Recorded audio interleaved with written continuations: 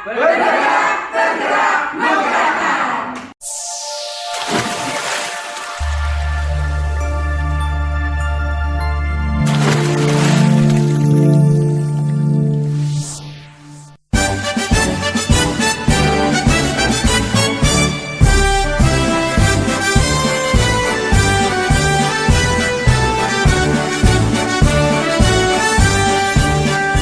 Bulatkan tekad kuatkan hati, negeri ini memanggilmu kawan. Belajar Alhamdulillah wa syukurillah wa nikmatillah la haula wa la quwata illa billah. Amma ba'du.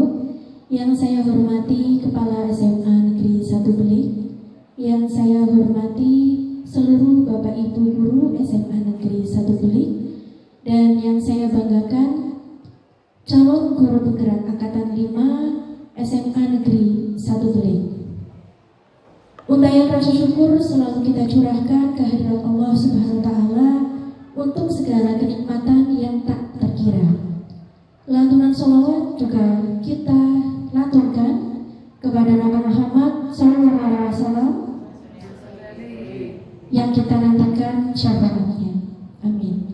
Bapak Ibu yang saya hormati, terima kasih kami sampaikan pada hari ini, Senin, tanggal 12 September 2022, sudah berkenan hadir memenuhi undangan yang telah kami berikan kepada Bapak Ibu dalam acara sesi berbagi calon guru penggerak angkatan 5 pada aksi nyata modul 1.4 tentang budaya positif.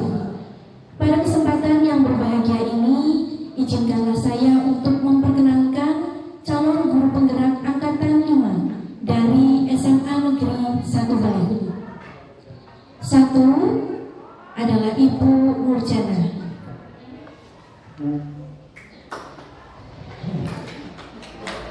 Dua adalah Ibu Sumia Trina SPD.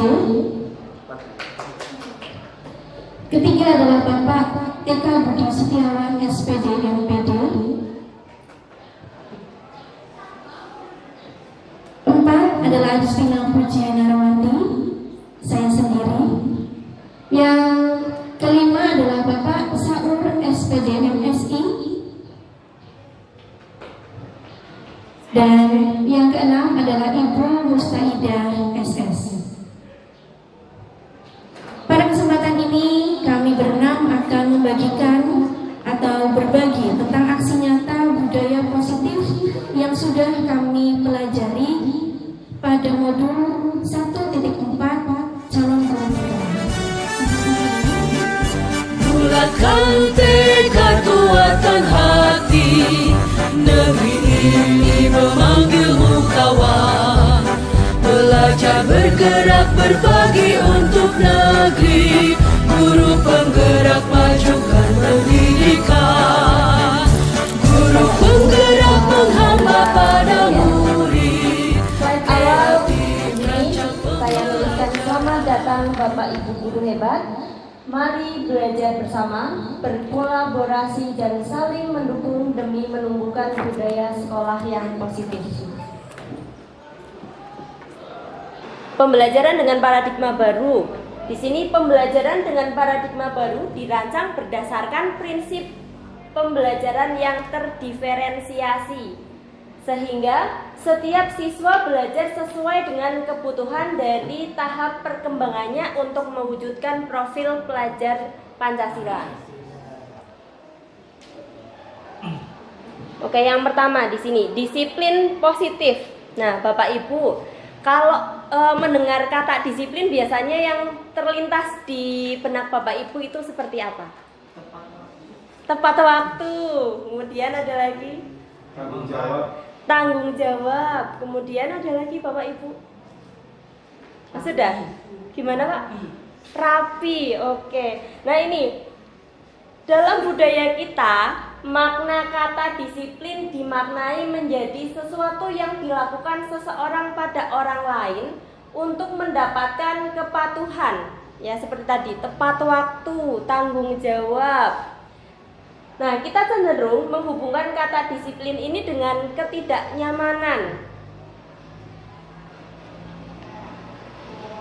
Nah, sebagai pendidik, tujuan kita adalah menciptakan anak-anak yang memiliki disiplin diri, sehingga mereka bisa berperilaku dengan mengacu pada nilai-nilai kebajikan universal dan memiliki motivasi intrinsik bukan ekstrinsik. Kalau kebanyakan anak-anak didik kita itu lebih banyak melakukan disiplin karena diperintah atau karena sudah ada di tata tertib sekolah. Iya, ada di aturan, bukan karena motivasi yang ada di dalam diri anak didik kita. Nah, ini tugas kita sebagai pendidik agar anak-anak memiliki kesadaran dalam menjalankan budaya disiplin di sekolah.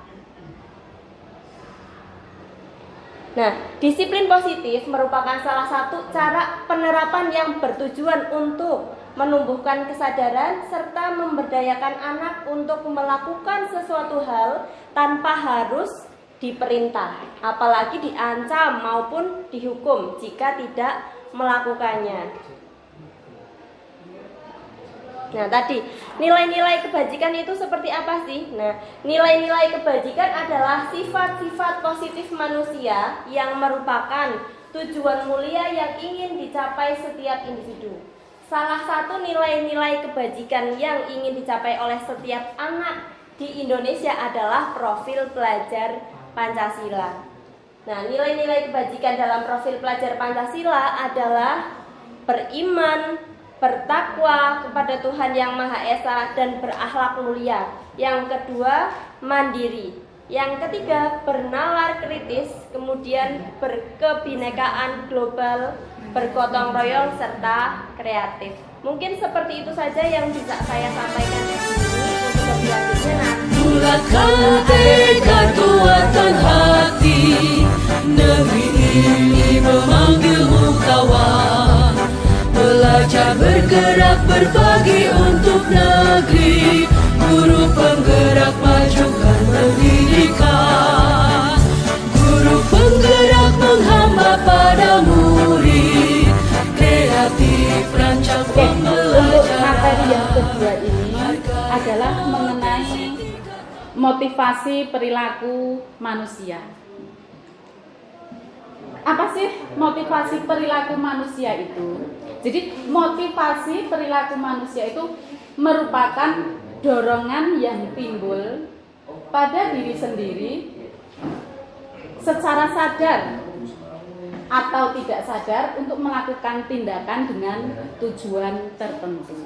Itu yang dinamakan dengan motivasi perilaku manusia. Nah, di dalam modul 1.4 di situ disampaikan bahwa Diana Gossen dalam bukunya itu menyatakan ada 3 motivasi perilaku manusia. Apa itu dari ketiga motivasi itu? Yang pertama itu adalah menghindari ketidaknyamanan dan hukuman.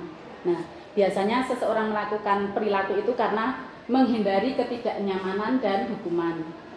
Yang kedua, itu untuk mendapatkan imbalan atau penghargaan dari orang lain. Yang ketiga, menghargai diri sendiri dengan nilai-nilai kebajikan yang dipercaya.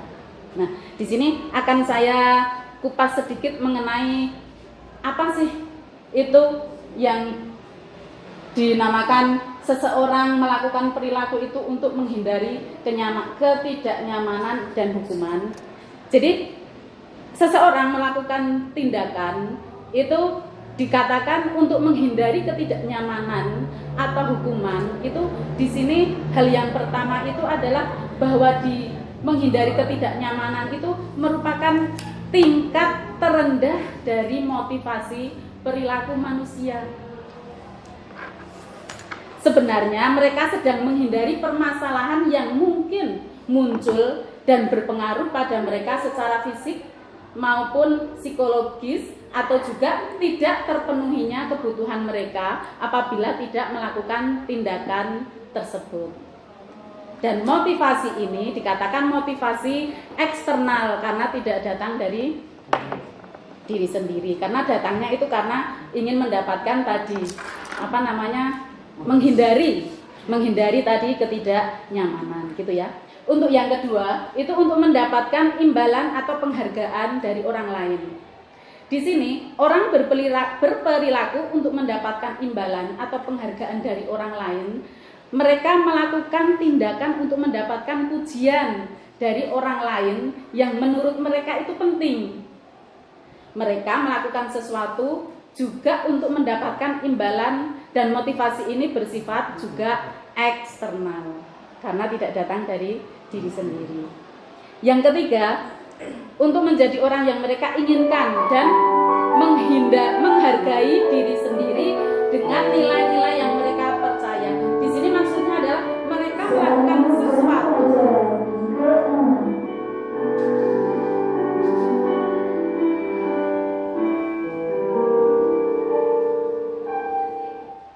Di sini yang dimaksud adalah mereka melakukan sesuatu karena nilai-nilai yang mereka yakini dan hargai. Ini adalah motivasi yang akan membuat seseorang memiliki disiplin positif, karena motivasi ini bersifat internal, datang dari diri sendiri. Tuh, tadi ya. Jadi sedikit penjelasan mengenai ketiga teori motivasi yang disampaikan oleh Diana Goosen. Nah, selanjutnya di dalam teori motivasi itu ada yang dikatakan di situ adalah ada hukuman, ada juga konsekuensi atau penghargaan, terus ada juga nanti restitusi. Itu tadi. Jadi kalau yang dinamakan hukuman, di sini hukuman itu sifatnya menyakitkan. Kalau penghargaan itu juga tidak efektif. Tuh. Terus untuk hukuman itu membuat tidak nyaman seseorang, gitu ya, membuat tidak nyaman murid kita, gitu. Lah, untuk yang penghargaan itu akan membuat atau bisa dikatakan akan merusak hubungan, gitu ya. Terus kalau yang hukuman, murid menjadi takut. Yang penghargaan itu mematikan kreativitas dan lain sebagainya. Terus untuk selanjutnya itu ada juga yang dinamakan konsekuensi dan restitusi. Nah, di sini konsekuensi dan restitusi ini adalah bisa dikatakan hampir sama, sejajar. Itu bisa disebut dengan identitas yang sukses. Kadang kita memberikan hukuman kepada anak gitu kan ya. Itu kalau konsekuensi itu berarti kita tetap ada bisa dikatakan ada pembicaraan sebelum kita memberikan hukuman tersebut kepada anak. Restitusi juga sama. Atau di sini bisa dijelaskan bahwa konsekuensi itu penguatannya jangka pendek. Kalau restitusi itu murid bertanggung jawab untuk perilakunya. Terus untuk yang konsekuensi juga murid menghormati peraturan. Yang direstitusi juga murid menghormati dirinya dan orang lain. Pada konsekuensi itu ada di situ kehilangan waktu untuk merenungi kesalahan. Tapi pada restitusi itu murid bersemangat untuk memperbaiki kesalahannya. Itu tadi ya, antara hukuman, terus penghargaan, terus juga konsekuensi, restitusi. Lah mungkin yang istilah baru kita dengar itu di sini mungkin restitusi gitu ya. Nanti akan disampaikan di sesi yang selanjutnya. Nah, kesimpulan dari apa yang tadi disampaikan itu bahwa hukuman itu bersifat tidak direncana dan tiba-tiba. Anak tidak tahu apa yang terjadi dan tidak dilibatkan. Hukuman bersifat satu arah dari guru. Hukuman yang diberikan berbentuk, bisa dikatakan berbentuk itu fisik maupun verbal. Jadi hukuman itu tidak selalu dalam bentuk bisa dikatakan fisik pak gitu, tidak selalu seperti itu. Tapi hukuman itu juga bersifat verbal. Jadi kata-kata yang menyakitkan itu termasuk juga hukuman gitu ya. Terus konsekuensi itu adalah sudah direncana dan disepakati, sudah dibahas oleh murid dan guru. Umumnya bentuk konsekuensi dibuat oleh guru dan murid dan sudah mengetahui sebelumnya konsekuensi yang akan diterima bila melakukan pelanggaran. Di sini murid-murid tetap dibuat tidak nyaman. Jadi pada posisi konsekuensi itu murid tetap dibuat tidak nyaman dalam jangka waktu atau periode yang pendek gitu ya. Konsekuensi biasanya diberikan itu karena suatu data yang dapat diukur. Itu yang dinamakan konsekuensi. Contohnya, guru memberikan konsekuensi itu pada saat ada murid yang memakai sepatu tidak sesuai dengan warnanya gitu ya. Seperti hari ini hari Senin itu harusnya bersepatu hitam, tapi ada anak yang bersepatu putih. Nah, itu kalau kita memberikan hukuman kepada anak yang berbentuk konsekuensi, itu di situ kita sudah ada komunikasi sebelumnya dengan anak.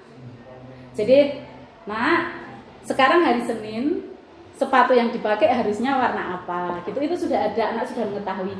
Anak akan menjawab, oh iya hari Senin, nah berarti hari ini kamu yang sepatu yang kamu pakai warna putih. Nah itu, nah berarti konsekuensinya apa kalau melakukan pelanggaran itu. Nah itu yang dinamakan konsekuensi, itu seperti itu. Berbeda dengan tadi yang pertama, yang hukuman itu biasanya lepas sepatunya, langsung seperti itu. Guru langsung mengatakan seperti itu. Itu biarpun tidak berbentuk fisik, tapi kan berbentuk verbal, jadi kan menyakitkan. Itu tadi ya, antara hukuman dan konsekuensi. Nah, yang ketiga itu adalah restitusi. Restitusi itu proses menciptakan kondisi bagi murid untuk memperbaiki kesalahan mereka, sehingga mereka bisa kembali kepada kelompok mereka dengan karakter yang lebih kuat.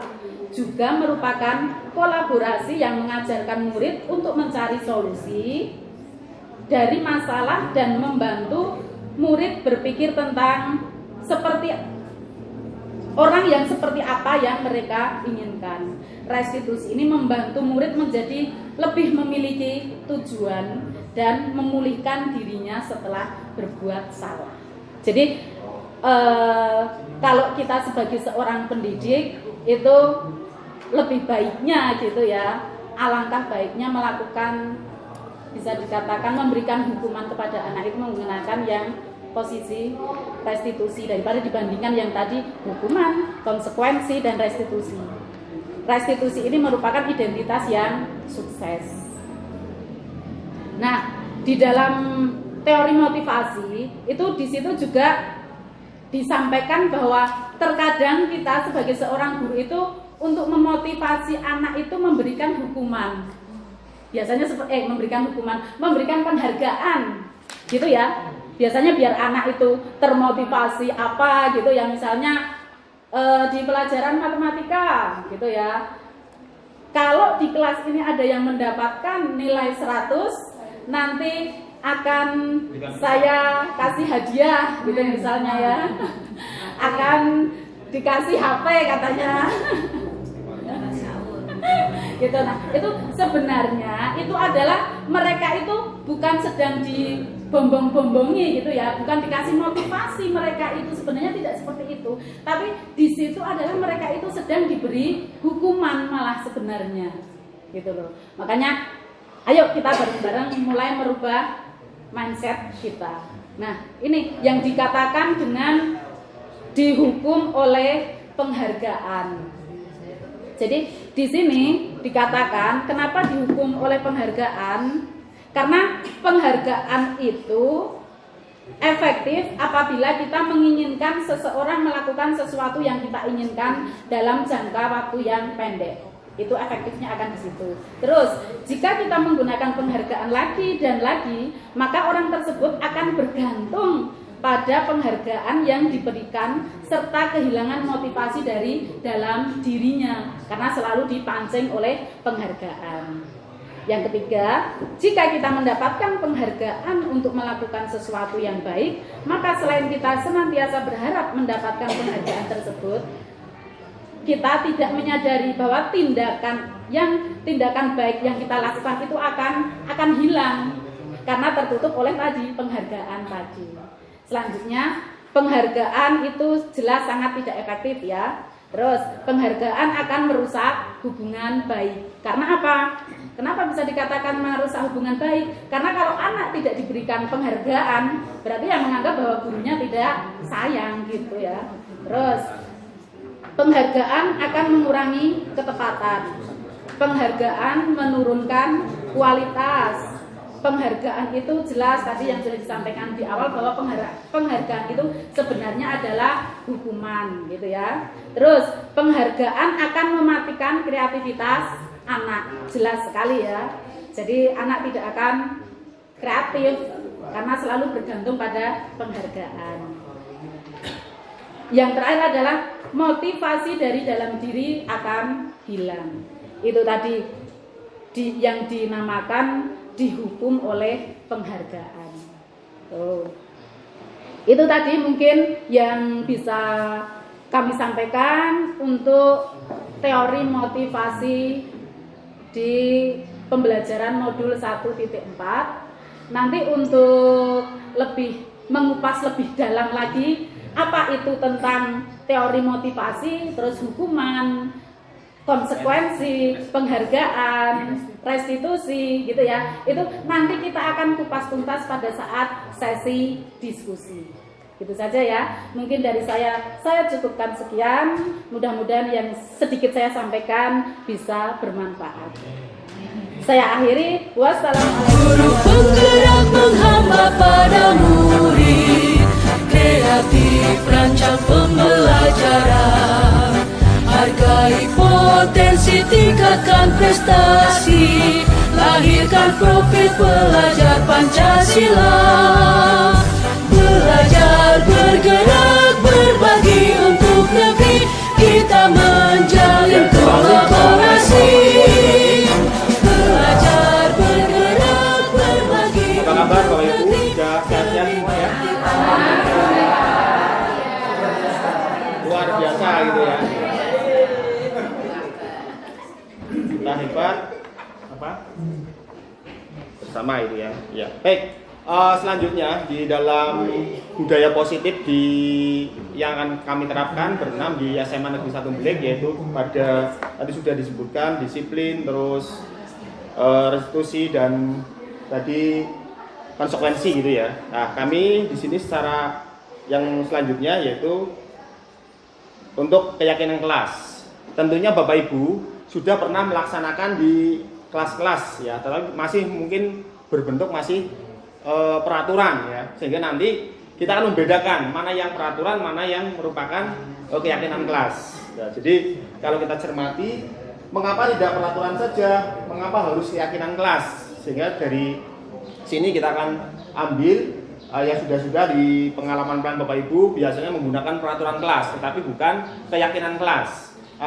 Tentunya pada saat kita masuk kelas di sekolah ini, tentunya Bapak Ibu pada awal di kelas sudah menyampaikan ini loh peraturan kelasnya.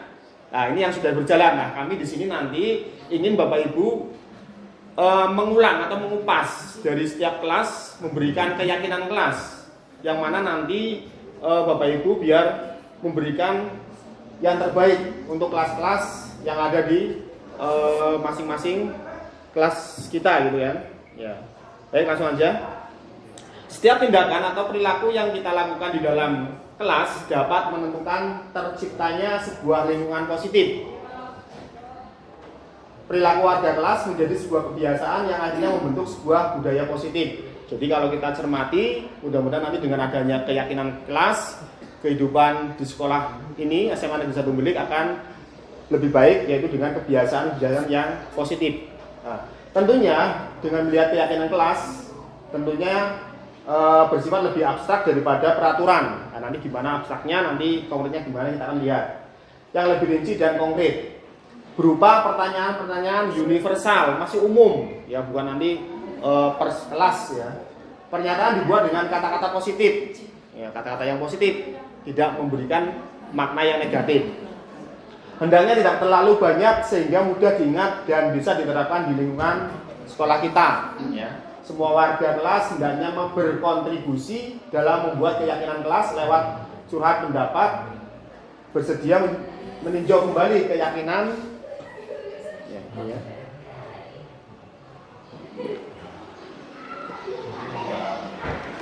Keyakinan gitu ya. Iya. Disepakati setiap waktu. Sehingga di dalam keyakinan kelas tentunya kita akan memberikan, kami bentuknya nanti kegiatan pendalaman materi keyakinan kelas ini berupa nanti tabel T atau dengan tabel Y. Nah, ini yang sudah kita tampak gitu kan. Nah, kegiatan pendalaman kelas, nah, kita tergantung mau mengambil tabel T atau tabel Y gitu kan. Nah, tentunya di tabel Y, nah ini ada hormat, ada bekerja, ada diterima dan dimiliki. Yang di tabel T sebelah kanan juga sama, ada hormat, ada bekerja, ada diterima dan dimiliki. Maksudnya apa sih? Untuk hormat, bekerja, dan diterima dan dimiliki. Tentunya kalau kita hormat, kami menyadari bahwa sangat penting untuk menghormati semua orang dan barang milik orang lain. Ya, jadi kita sepakat, kita menghormati sehingga apa? Di dalam rasa hormat, insya Allah nanti kalau kita menghormati, oh itu bukan milik saya, oh itu bukan milik kami, sehingga dengan barang yang yang berada insya Allah aman ya, jadi tidak ada gangguan dari diri kita atau dari orang lain untuk mengambil dan sebagainya. Untuk bekerja, kami meyakini bahwa sangat penting untuk mengerjakan segala pekerjaan atau mengikuti kegiatan yang lebih ditugaskan gitu kan, yang telah ditugaskan. Jadi Bapak Ibu yang sudah ditugaskan menjadi misalkan yang BP, guru mapel, ini tentunya harus sesuai dengan SK atau dengan tugas-tugasnya masing-masing, sehingga bekerja sesuai dengan tupoksinya. Terus yang diterima dan dimiliki, kami menyadari bahwa sangat penting untuk merasa diterima pada suatu kelompok dan saling peduli satu dengan yang lain. Jadi saling bekerja sama, bergotong royong. Di sini merasa diterima di masyarakat kelas atau masyarakat sekolah, sehingga satu sama lain saling dihormati. Ya. Ini yang baik di tabel T atau Y, jadi sama-sama hormat, bekerja, diterima dan dimiliki. Selanjutnya, tentunya kalau sesuatu kegiatan pendalaman keyakinan kelas bisa digalakkan atau disosialisasikan, tentunya ada kata hormat ya dengan terdengar. Satu orang berbicara untuk satu membantu, gitu ya. Nah ini satu orang berbicara, yuk saya bantu. Nah ini dengan kalimat yang positif, yuk kita bantu, ya kan? Kita bisa selesaikan ini bersama. Ya. Jadi kalimat ini positif, kita bisa selesaikan ini bersama. Diterima, tolong ya, permisi, boleh saya pinjam. Nah ini kalimat-kalimat yang terdengar lebih nyaman, lebih enak ya, dibanding dengan misalkan sini saya pinjam gitu kan. Nah, tapi kalau ini dengan bahasa permisi atau dengan boleh saya pinjam dan sebagainya, ini bisa dengan kalimat yang positif. Begitu juga dengan yang terlihat, berempati terhadap perasaan orang lain, memegang barang milik orang lain hanya dengan izinnya. Jadi kalau misalkan kita, ini sering nih di SMA Negeri 1 Belik, barang-barang yang ada misalkan di sekitar sekolah, kalau kita tanamkan dengan budaya positif, insya Allah nanti barang-barang ini aman, karena tidak digunakan dengan amburadul, artinya tidak bebas itu ya, tapi dia akan memiliki izin. Kalau dia memiliki izin, kayak misalnya anak-anak pinjam bola, tidak asal kita ngambil, tapi harus ada izin sehingga diketahui siapa yang pinjam, siapa yang artinya mengembalikan. Nah ini jadi terlihat. Ya. Terus berperilaku, nah, tersenyum. Jadi kalau satu dengan yang lain, insya Allah nanti mudah-mudahan di SMA 1 Belik saling berpapasan, ada senyum yang smile gitu kan, yang seimbang, memberikan salam hormat, ya, Misalkan dengan Bapak Ibu, anak-anak ini usahakan paling enggak dengan budaya positif ini bisa mengembangkan daripada memberikan salam hormat, ya, dan seterusnya. Ini ada meletakkan tangan di dada, ada yang salam seperti ini dan sebagainya. Ini tergantung daripada perilaku positif pada diri kita, terutama pada guru-guru dan nanti akan dicontoh oleh para siswa kita. Selanjutnya, nah kita akan bedakan peraturan dan keyakinan kelas. Ya. Kalau peraturan kayak misalkan mengembalikan buku ke tempatnya, anak yang pinjam buku itu kan tentunya ada peraturan mengembalikan buku pada tempatnya. Tapi kalau keyakinan kelas tanggung jawab, artinya apa? Kalau mereka sudah tanggung jawab, dia tidak ada peraturan, artinya untuk memberikan buku dia sudah karena punya tanggung jawab, dia pinjam dengan sendirinya dia akan mengembalikan tepat waktu. Dilarang mengganggu orang lain. Nah ini kalau dengan kata-kata peraturan itu kan terlalu keras gitu ya, dilarang mengganggu orang lain. Tapi kalau dengan keyakinan kelas, menghormati orang lain. Dengan kalimat yang ini jelas mengandung makna yang sama tapi sebenarnya lebih positif, yaitu dengan keyakinan kelas. Hadir di sekolah 15 menit sebelum pembelajaran dimulai. Nah, tapi kalau kita menghormati orang lain, berkomitmen, kalau mereka anak-anak kita berkomitmen, saya yakin karena komitmen mereka, tanggung jawab mereka, dia tidak ada peraturan pun dia akan melaksanakan sesuai dengan keyakinan mereka. Oh ya, bahwa di sekolah masuk 15 menit sebelum pembelajaran. Nah, insya Allah nanti jam 7:04 jadi mereka, teman-teman atau anak-anak kita sudah di dalam kelas. Selanjutnya dilarang melakukan kekerasan. Nah ini kalau peraturan masih ada itu kan. Tapi kalau di keyakinan kelas, keselamatan menghormati orang lain, ya, saling menjaga. Ya.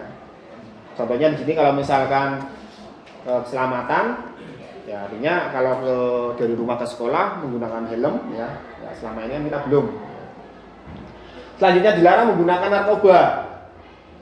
Jadi keras sekali di sini ya kalimatnya dilarang menggunakan narkoba. Tapi di dalam keyakinan kelas, anak-anak diberitahu kesehatan. Oh bahwa narkoba ini menyesatkan, narkoba ini tidak baik untuk kesehatan dan sebagainya. Anak yakin benar dengan keyakinan mereka, keyakinan kita sendiri juga. Artinya kesehatan itu memberikan kebaikan. Nah, tentunya dengan keyakinan mereka dia tidak menggunakan narkoba. Beda dengan kalau dilarang menggunakan narkoba, hanya melarang tapi nggak berikan sosialisasi, ini beda. Terus bergantian atau menunggu giliran. Nah ini antri gitu ya biasanya ya, kalau sholat Jumat, wudhu, terus misalkan cuci tangan juga antri, masuk ke gerbang juga antri. Tetapi kalau dengan keyakinan kelas, menghormati orang lain atau bersabar, ya dengan istilah ini kata bersabar, berarti mereka giliran. Nanti pada waktunya akan bergilir, artinya melakukan, ya, bersabar. Terus selanjutnya menggunakan masker. Tanpa anak harusnya harus pakai masker gitu kan. Tapi kalau dengan keyakinan kelas, mari kalau mau pelajaran Pak Saur misalkan atau pelajaran yang lain, kita sepakat ya di dalam kelas misalkan kalau pelajaran Pak Saur harus menggunakan masker. Otomatis anak yang tidak memakai masker sudah tahu sendiri, oh ya saya berarti tidak bisa mengikuti karena apa? Mungkin karena nggak punya masker harus menggunakan masker, dia mencari. Nah ini jadi keyakinan kelas perlu kita tanamkan. Yang terakhir, jangan berlari di kelas atau koridor. Anak-anak ini sering lari sana sering, kadang bal-balan juga di dalam kelas. Tapi kalau dengan keyakinan kelas, kita berikan di awal kita pembelajaran bahwa tidak boleh berlari-lari, tapi kita tahu untuk keselamatan bahwa di kelas sebaiknya ya jangan melakukan aktivitas yang terlalu lari gitu kan. Kayak misalkan kegiatan olahraga di dalam kelas, itu nggak boleh. Tapi dengan kesepakatan kelas, insya Allah nanti anak-anak ini bisa dengan baik. Tentunya di dalam ini yang tadi sudah disampaikan oleh Bu Sumia bahwa untuk hukuman dan konsekuensi ini berbeda. Kalau hukuman sesuatu yang menyakitkan harus terjadi, tapi kalau konsekuensi sesuatu harus terjadi. Karena apa? Mungkin peraturan atau keyakinan ini sudah dibuat bersama. Tapi kalau misalnya belum dibuat, kadang gini, kamu terlambat, udah langsung strap di dalam kelas, artinya atau di luar kelas. Tapi kalau belum ada keyakinan, nah ini sering terjadi. Tapi kalau konsekuensinya apa Pak? Tergantung daripada keyakinan kelas mereka mau apa. Ya, jadi satu dengan yang lain mesti ada perbedaan. Saya mungkin membuat keyakinan kelas dengan kelas Bapak Ibu yang lain juga berbeda. Karena apa? Artinya mereka inginnya apa? Kesepakatan bersama. Nah ini daripada hukuman, konsekuensinya, dan seterusnya. Nah, ini. Oh ya Bapak Ibu, untuk selanjutnya di dalam kegiatan membuat keyakinan kelas, tentunya Bapak Ibu harus dicermati juga pembentukan keyakinan kelas. Ya, ini cara-caranya akan kita sampaikan. Nah, prosedur pembentukan keyakinan sekolah atau kelas. Jadi di dalam sekolah kita punya warga sekolah atau murid-murid sekolah untuk bercurah pendapat tentang peraturan yang perlu disepakati di sekolah. Jadi biasanya kalau kita buat, ya kan, ini mencatat masukan dari murid-murid atau warga sekolah ditulis di kertas. Jadi Bapak Ibu misalkan pada awal yang tadinya ada peraturan, ayo kita bareng maju kelas, kita buat kesepakatan kelas, yuk anak-anak, kita buat kertas, ya, atau mungkin langsung tulis di papan tulis kesepakatan bersama. Nah, nanti setelah kesepakatan anak-anak kita buat, baru nanti kita ambil menjadi keyakinan kelas. Keinginan mereka apa? Kita tampung. Tentunya yang kesepakatan yang baik-baik ya, jangan mengandung kalimat yang negatif. Tentunya dengan kalimat yang positif. Sehingga di dalam keyakinan kelas ini mudah-mudahan membawa daripada kebutuhan atau budaya positif terhadap anak-anak kita, sehingga nanti SMA Negeri 1 Belik dengan keyakinan mereka menjadikan budaya positif pada SMA Negeri 1 Belik. Saya kira itu dari saya untuk keyakinan kelas, sehingga nanti ada tergantung kita membuat keyakinan kelas kita masing-masing di dalam kelas, sehingga nanti keyakinan itu akan dipajang di dalam kelas, dan itu sebagai gambaran, oh ya kita sudah sepakat di kelas misalkan IPS 1 atau 10.2 atau 10.4 dan sebagainya, sehingga di dalam keyakinan itu mereka bisa tercover ya kalimat-kalimat itu, dan nanti bisa digunakan dalam kehidupan sehari-hari untuk menuju budaya positif. Saya kira itu dari saya, terima kasih. Assalamualaikum warahmatullahi wabarakatuh. Bulatkan tekad, kuatkan hati, negeri ini memanggilmu kawan. Belajar bergerak berbagi untuk negeri, guru penggerak majukan pendidikan, guru penggerak menghamba pada murid, kreatif rancang pembelajaran. Terima kasih. Ini semangat ya Bapak Ibu ya. Karena sebetulnya kita hanya bergantian saja, terutama yang muda-muda. Ini pastinya nanti akan sampai juga seperti kita. Mudah-mudahan semua mengalami ya. Ya mungkin di tema yang lain ya. Kalau di tema guru penggerak ya alhamdulillah ya. Insya Allah nanti materi-materinya tidak akan jauh berbeda. Jadi kali ini kita masuk pada sesi berbagi Bapak Ibu ya.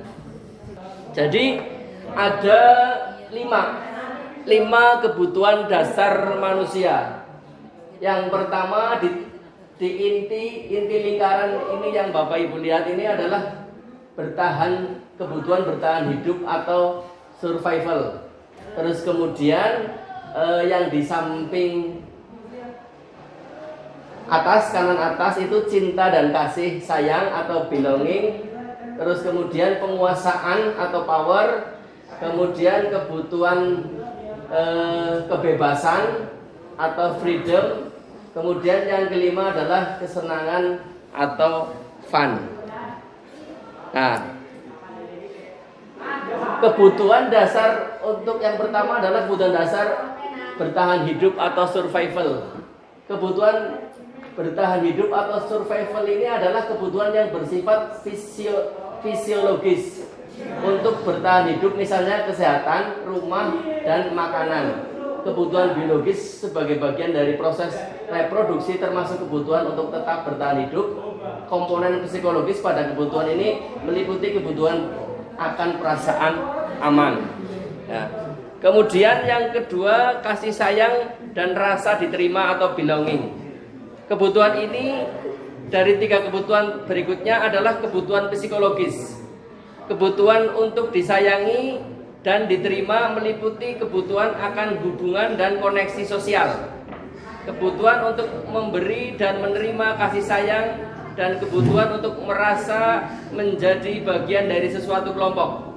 Kebutuhan ini juga meliputi keinginan untuk tetap terhubung dengan orang lain seperti teman, keluarga, pasangan hidup, teman kerja, binatang peliharaan, dan kelompok di mana kita bergabung. Kemudian kebutuhan penguasaan atau power. Kebutuhan ini berhubungan dengan kekuatan untuk mencapai sesuatu, menjadi kompeten, menjadi terampil, diakui atas prestasi dan keterampilan, didengarkan dan memiliki rasa harga diri. Kebutuhan ini meliputi keinginan untuk dianggap berharga, bisa membuat perbedaan, bisa membuat pencapaian, kompeten, diakui, dihormati. Ini meliputi self esteem dan keinginan untuk meninggalkan pengaruh. Terus kemudian yang berikutnya keempat, kebutuhan akan kebebasan atau freedom.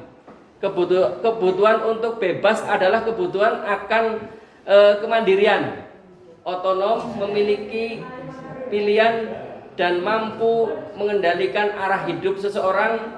Anak-anak dengan kebutuhan kebebasan yang tinggi menginginkan pilihan, mereka perlu banyak bergerak, suka mencoba-coba, tidak terlalu terpengaruh orang lain, dan senang mencoba hal-hal baru dan yang menarik. Kemudian yang terakhir, yang kelima, kebutuhan dasar kesenangan atau fun. Kebutuhan dasar akan kesenangan adalah kebutuhan untuk mencari kesenangan, bermain, dan tertawa. Ini bayangkan hidup tanpa kenikmatan apapun, betapa menyedihkannya. Ini seorang ahli Glasser menyatakan bahwa menghubungkan kebutuhan akan kesenangan dengan belajar.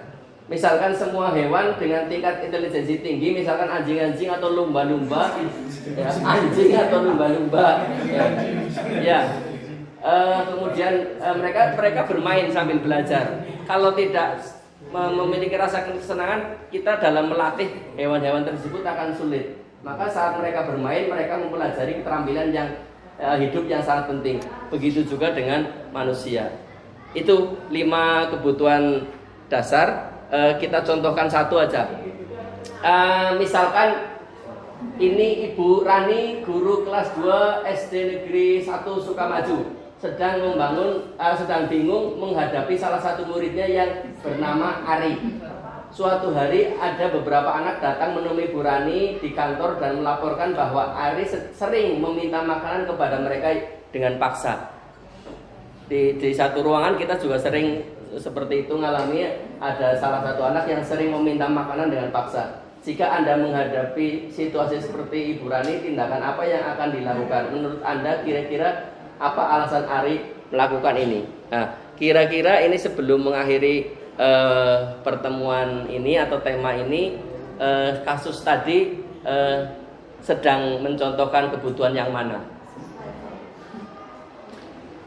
Survival oleh Cinta dan kasih sayang. Cinta dan kasih sayang oleh atau yang penguasaan, lebih bukan kepada makanannya tetapi lebih kepada ingin menguasai teman. Itu tinggal kita nanti komunikasi kepada anaknya, apa betul memang setelah diselidiki kok ternyata betul memang dari keluarga tidak mampu, ya mungkin karena mereka lapar butuh makan. Tetapi kalau memang ternyata dari keluarga mampu, dia hanya ingin memaksa saja, berarti itu penguasaan. Itu tema 5 kebutuhan dasar manusia. Demikian, nanti kita sambung dengan sesi diskusi. Terima kasih. Assalamualaikum warahmatullahi wabarakatuh. Bulatkan tekad, kuatkan hati.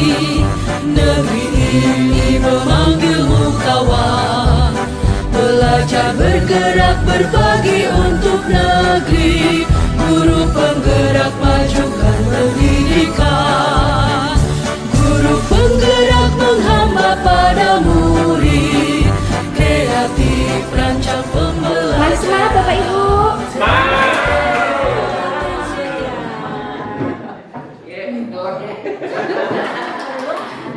Saya juga sama. Kalau misalkan di sini saya guru penggerak, jawabannya apa Bapak Ibu? Oke, baik. Bisa kita mulai? Kita coba Bapak Ibu. Siap. Guru penggerak. Bergerak. Terima kasih. Sekali lagi boleh? Boleh. Ya. Guru penggerak. Bergerak. Terima kasih. Alhamdulillah. Assalamualaikum. Selamat siang Bapak Ibu. Masih bersyukur hari ini?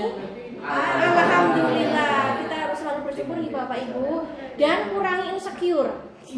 Jadi memang ini adalah slogan saya, perbanyak syukur, bersyukur dan kurangi insecure. Walaupun di guru penggerak banyak tugas, kita syukuri. Belum menjadi guru penggerak, jangan minder. Begitu. Ada Bapak Ibu, break. Ya. Kita break dulu Bapak Ibu.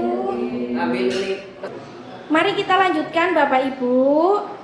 Jadi semoga nantinya Bapak Ibu juga dapat merasakan apa yang kami rasakan, menjadi calon guru penggerak angkatan berikutnya. Dan kebetulan sekarang sudah ada pendaftaran untuk angkatan 8, 9, 10.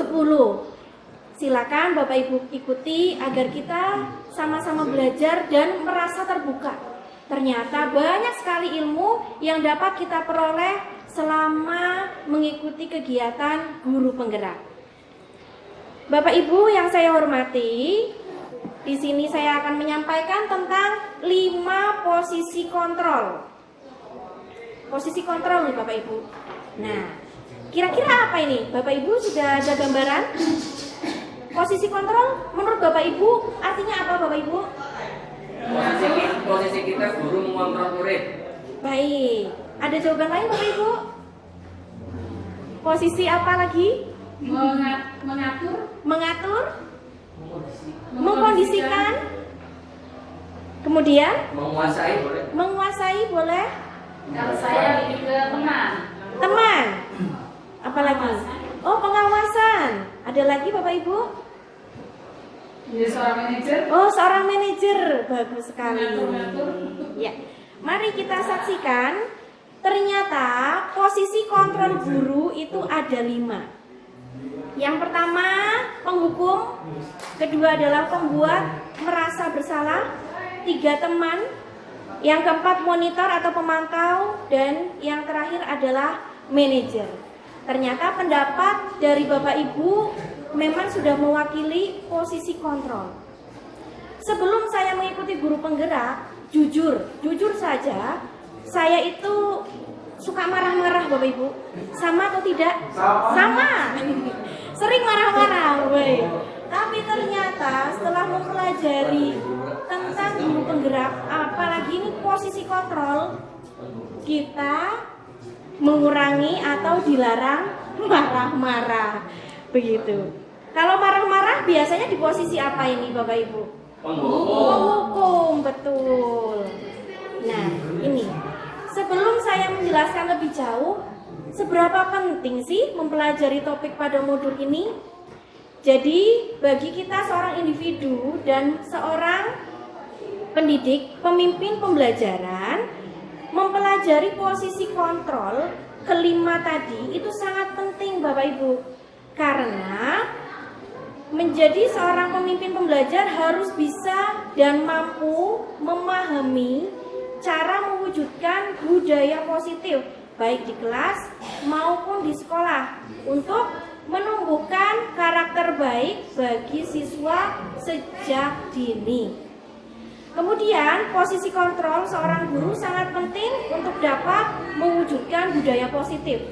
Karena serangkaian pemateri dari awal sampai akhir tujuan kita adalah budaya positif.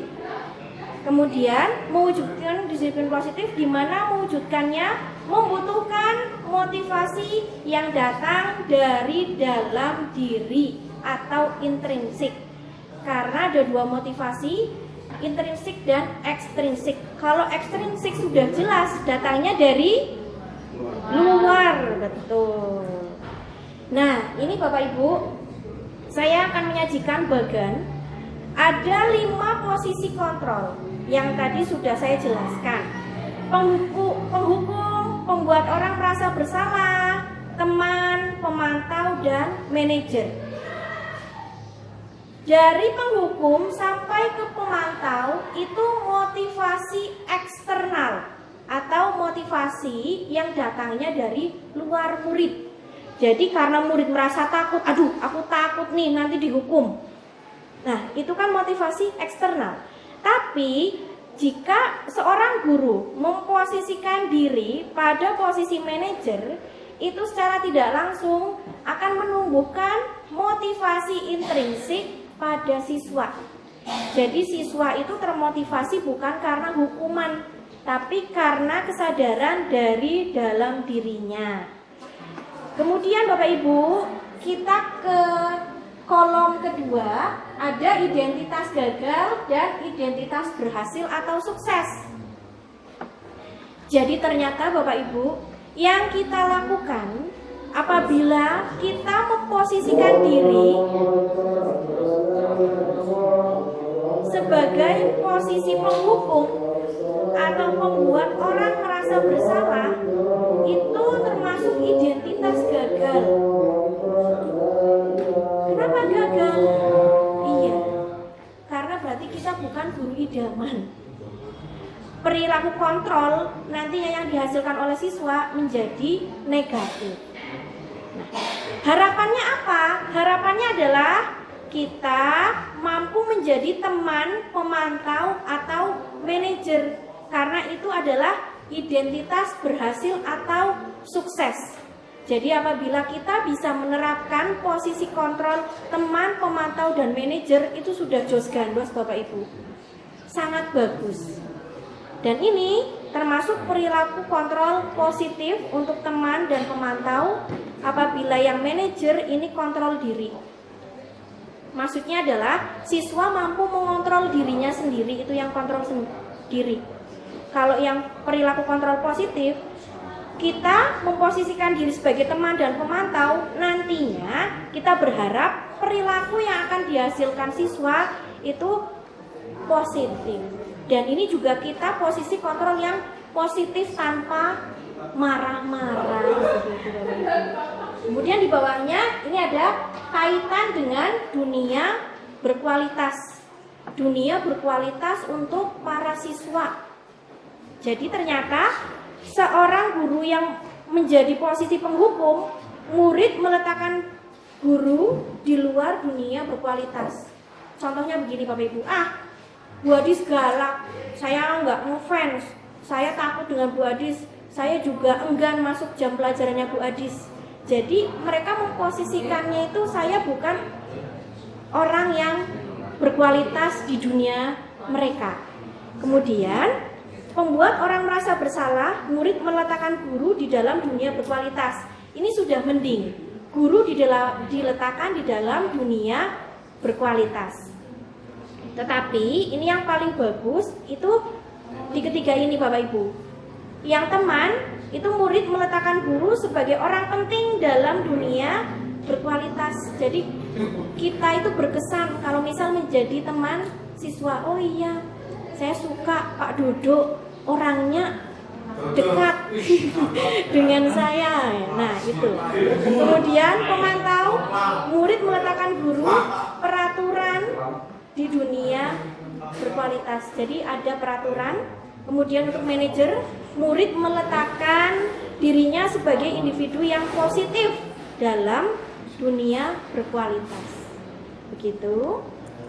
Selanjutnya Bapak Ibu, ini dia. Ini adalah contoh tindakan, perkataan, akibat, pola perilaku, dan motivasi yang akan berkembang. Bapak Ibu yang saya hormati, mari kita refleksikan diri. apa yang telah kita lakukan kepada murid kita selama ini? Memarahi? Sering? Sering. Menceramahi? Sering. Oh, sering sekali dari A sampai Z. Kemudian membuat pemakluman. Memaklumi? Jarang. Sering. Memantau atau mencatat? Iya. Bertanya dan membuat kesepakatan? Sering. Alhamdulillah. Mari kita kupas satu persatu Bapak Ibu. Guru penghukum itu tindakannya suka memarahi, mengkritik, menyakiti, melakukan tindak kekerasan. Ini jadi secara verbal maupun fisik. Dari perkataan, kalau kamu titik-titik, Bapak Ibu akan. Nah, biasanya begitu. Awas ya kamu, nggak masuk jam ibu, tak laporin ke kepala sekolah. Nah, ya, laporin ke BK. Terlambat lagi, sambil warang ketek ibu. Aduh, ini penghukum sekali ini. Apakah bagus perilaku seperti itu Bapak Ibu? Tidak. Tapi kita sering melakukan hal tersebut. Iya, ini sadar atau tidak sadar? Tidak sadar. Nah itu, kenapa tidak sadar? Karena kita belum mampu mengkontrol diri kita sendiri. Jadi dengan cara seperti ini kita bisa mengontrol Pak, biar nggak walang kedek, melotot, itu jangan. Kita harus menjadi guru yang elegan Bapak Ibu. Sekarang bukan zamannya guru yang suka main fisik, ribut, lempar spidol, aduh mengerikan. Tidak boleh. Sekarang tuh harus yang lemah lembut, dielus-elus begitu, tidak ditapok-tapok. Begitu, itu adalah perumpamaan yang sangat simpel. Kemudian ternyata akibatnya apabila kita memposisikan diri sebagai penghukum, murid tidak peduli dengan gurunya atau tugas sekolahnya. Bukannya malah manut, tapi akhirnya tambah membangkang. Itu. Kemudian bisa juga mengakibatkan murid dendam. Itu bisa. Nah, pola perilakunya ini perilaku melanggar yang berulang sebagai bentuk perlawanan. Ini begitu. Jadi bukannya insaf malah terulang kembali. Nah, ini motivasi yang berkembang ekstrinsik. Kemudian yang kedua, mendiamkan, menceramahi, membuat rasa bersalah. Aduh, Bapak tuh kecewa sama kamu gitu. Kalau orang tamu bagaimana ini? Nah, itu kan membuat anak merasa bersalah. Dan ternyata ini juga tidak diperbolehkan. Ya. Kenapa anak akan aduh gimana ya, ternyata saya salah. Nah, itu begitu. Seharusnya kamu tahu itu tuh nggak boleh, gimana ya? Nah, misal begitu. Nah, ini akibatnya murid akan merasa murid bodoh atau nakal karena merasa bersalah. Kemudian perilakunya nantinya akan merasa rendah diri, kurang percaya diri, cemas dan khawatir salah. Nah, selanjutnya posisi guru sebagai teman. Nah, ini dia. Membuat pemakluman. Lakukan demi Bapak Ibu ya, begitu. Jadi kalau sebagai teman ini kita mau tidak mau harus bisa sebagai teman siswa gitu. Misal dengan kata yang lain, ayolah kerjakan tugasnya ya demi ibu. Nah, itu bisa. Tapi bahasa yang digunakan sudah mulai halus.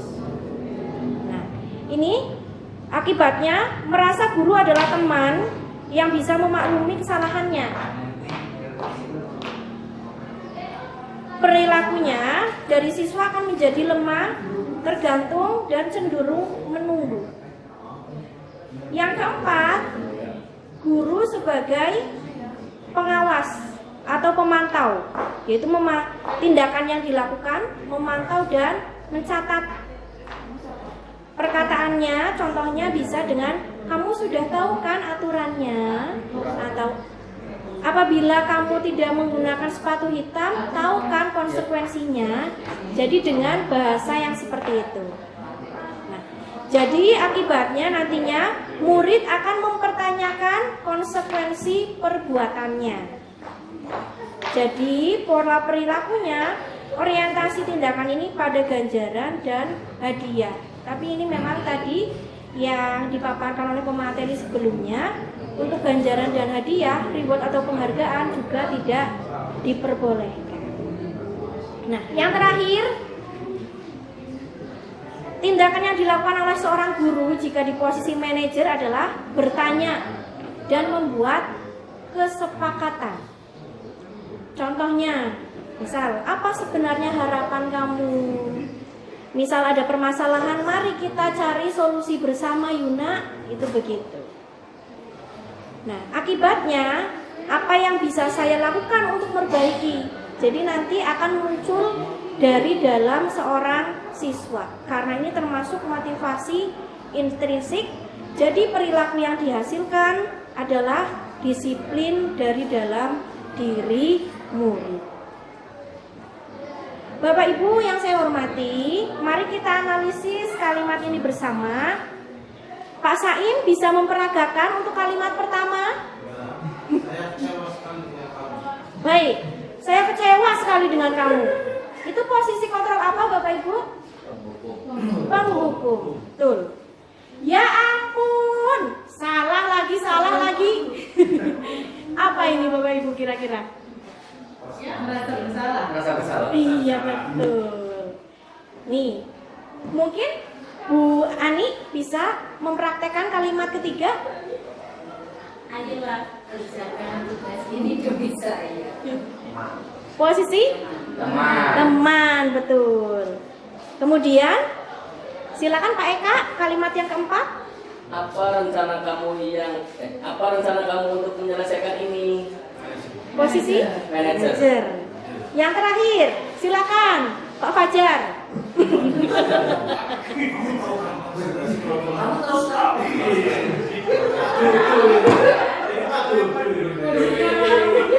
Posisi apa Pak? Oh ya Pak Dodi ya Pak.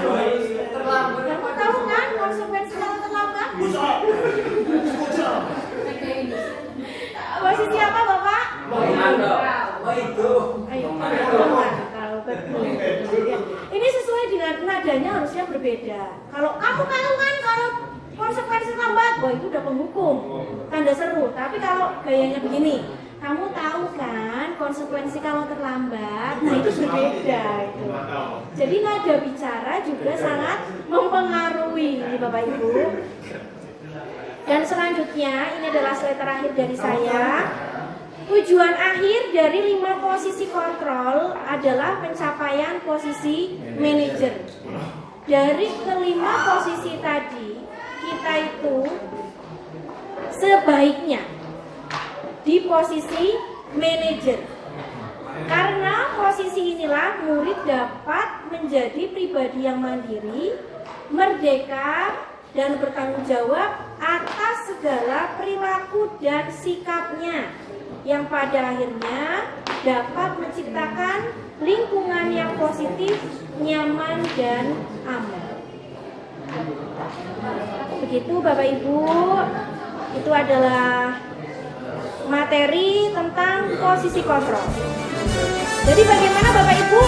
Sudah siap? Kuatkan tekad, kuatkan hati, negeri ini memanggilmu kawan. Belajar bergerak berbagi untuk negeri, guru penggerak majukan pendidikan. Guru penggerak menghamba pada murid, kreatif rancang pembelajaran. Warahmatullahi wabarakatuh.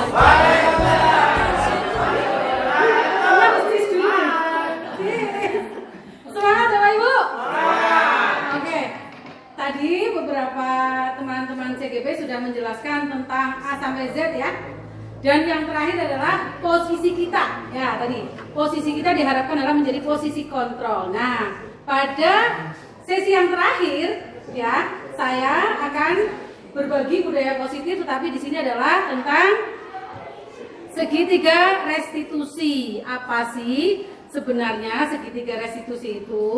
Tadi sudah dijelaskan oleh Bu Sumiatrina tentang restitusi ya. Bentar, ini laptop saya perlu loading dulu. Oke. Apa itu restitusi sebenarnya? Restitusi adalah proses penciptaan kondisi bagi murid untuk memperbaiki kesalahan mereka sehingga mereka bisa kembali pada kelompok mereka dengan karakter yang lebih kuat, ya. Juga merupakan proses kolaboratif yang mengajarkan murid untuk mencari solusi untuk masalah mereka dan membantu murid berpikir tentang seperti apa yang mereka inginkan dan bagaimana mereka harus memperlakukan orang lain. Nah, Bapak Ibu, kalau kita menemui atau menjumpai anak yang bermasalah, apa sih sebenarnya yang Bapak Ibu lakukan pertama kali? Apakah marah-marah? Jengkel sedikit. Jengkel? Menegur? Menanyakan kenapa kok melakukan hal itu, gitu ya? Nah, pada segitiga restitusi ini, ya, kita diharapkan posisi kita menjadi posisi manajer. Ada 3 tahapan dalam segitiga restitusi. Ya, yang pertama adalah menstabilkan identitas. Nah, biasanya kan kalau ada anak bermasalah, nah kita ya sebagai posisi manajer, kita tuh harus menstabilkan identitas sesuai dengan segitiga restitusi. Misal seperti ini. Oh, nggak apa-apa nak, berbuat salah itu wajar. Saya juga pernah melakukan hal seperti itu. Nah, itu menstabilkan identitas. Yang kedua adalah validasi tindakan yang salah. Misalnya seperti ini. Wah, sebenarnya kamu bisa ya loh melakukan yang lebih buruk dari ini. Nah, itu kan sebenarnya salah ya. Tetapi nggak apa-apa. Ya, kita memberikan validasi tindakan yang salah dulu. Nah, setelah itu kita menanyakan keyakinan. Ya, kira-kira apa ya yang bisa kamu lakukan untuk memperbaiki masalah ini? Nah, itu adalah menanyakan keyakinan. Oke, kita lanjut. Ya, ciri-ciri restitusi itu sendiri adalah bukan untuk menebus kesalahan, namun untuk belajar dari kesalahan. Ya, jadi anak yang tadi kita ajak ngobrol karena dia melakukan suatu kesalahan, itu bukan kita tuh menjadikan dia menjadi salah, tetapi kita mencari solusi, kayak gitu ya. Kemudian memperbaiki hubungan. Ya, dan yang ketiga adalah tawaran, yaitu bukan paksaan. Ya, kita mencari solusi bersama gitu ya. Jadi kita tidak memaksa, tapi kita menawarkan.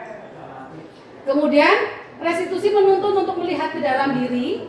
Kemudian restitusi mencari kebutuhan dasar yang mendasari tindakan.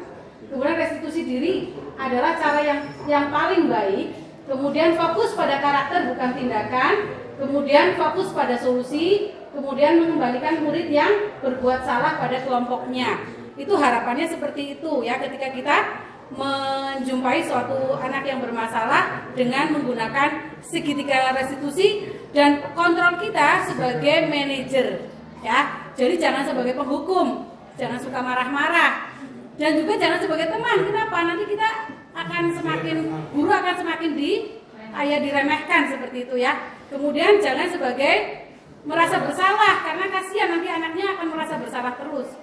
Dan yang berikutnya adalah tadi yang keempat apa Aziz? Pengawas. Iya, pengawas ya. Dan yang terakhir adalah manajer. Harapannya kita menjadi posisi manajer dengan menggunakan segitiga restitusi. Yang pertama adalah validasi tindakan yang salah. Kedua adalah yang pertama adalah menstabilkan identitas dulu ya. Kemudian baru memvalidasi tindakan yang salah. Kemudian yang ketiga adalah menanyakan keyakinan. Oke, sebenarnya apa sih menstabilkan identitas itu apa? Nah, menstabilkan identitas adalah bagian dasar dari segitiga ya, segitiga restitusi yang bertujuan untuk mengubah identitas untuk anak dari orang yang gagal ya, karena melakukan kesalahan menjadi orang yang sukses. Ya, tadi kan kita bertanya nah, berbuat salah itu tidak apa-apa. Kita seperti itu dulu nggak apa-apa. Ya, tidak ada manusia yang sempurna. Saya juga pernah melakukan suatu kesalahan seperti itu. Nah, itu adalah menstabilkan identitas. Dan yang kedua, validasi tindakan yang salah. Setiap tindakan kita dilakukan dengan suatu tujuan, yaitu memenuhi kebutuhan dasar. Ya, contoh tadi Pak Eka sudah menjelaskan ada anak yang mengambil makanannya teman. Nah, itu kebutuhan dasarnya apa itu tadi ya. Nah, kalau kita memahami kebutuhan dasar apa yang mendasari sebuah tindakan, kita akan bisa menemukan cara-cara paling efektif untuk memenuhi kebutuhan tersebut ya. Menurut teori kontrol, semua tindakan manusia baik atau buruk pasti memiliki maksud dan tujuan. Betul enggak? Ya. Seorang guru yang memahami teori kontrol pasti akan mengubah pandangannya dari teori stimulus respon ke arah berpikir proaktif yang mengenali tujuan dari setiap tindakan ya. Kita mungkin tidak suka akan seorang anak yang terus-menerus merengek ya, tapi bila sikap itu mendapat perhatian kita, maka itu lebih memenuhi kebutuhan anak tersebut. Ya, jadi ketika anak itu bermanja-manja, ya nggak apa-apa, kita sedikit meresponnya. Ternyata memang dia lagi membutuhkan sebuah kebutuhan, yaitu kebutuhan mendasar yang kasih sayang, seperti itu ya. Oke, lanjut.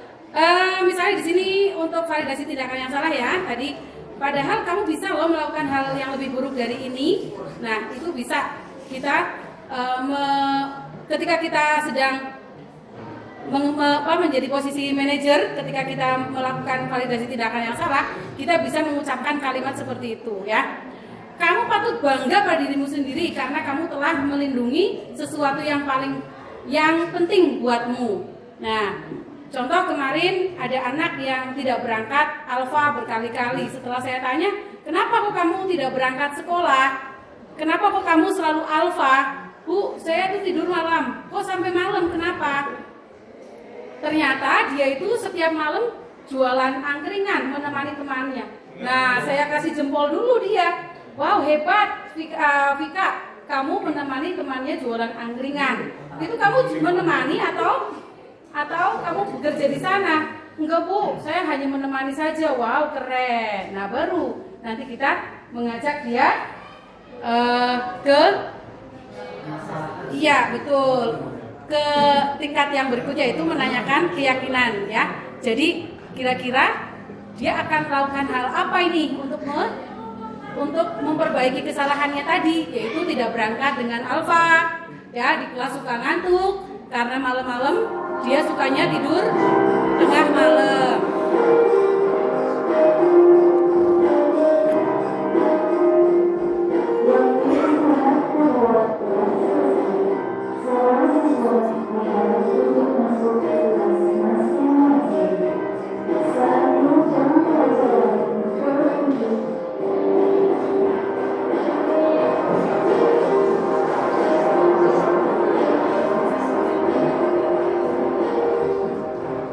Ya, yang berikutnya adalah menanyakan keyakinan.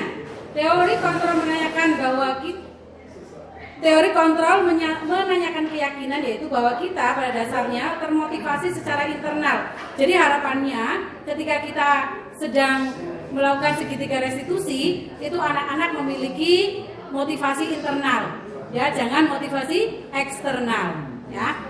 Nah, di sini ketika identitas sukses yang telah dicapai ya pada langkah 1 dan langkah 2 itu tadi ya, kemudian divalidasi di langkah 2, maka anak akan siap untuk dihubungkan dengan nilai-nilai yang dipercaya dan berpindah menjadi orang yang dia inginkan.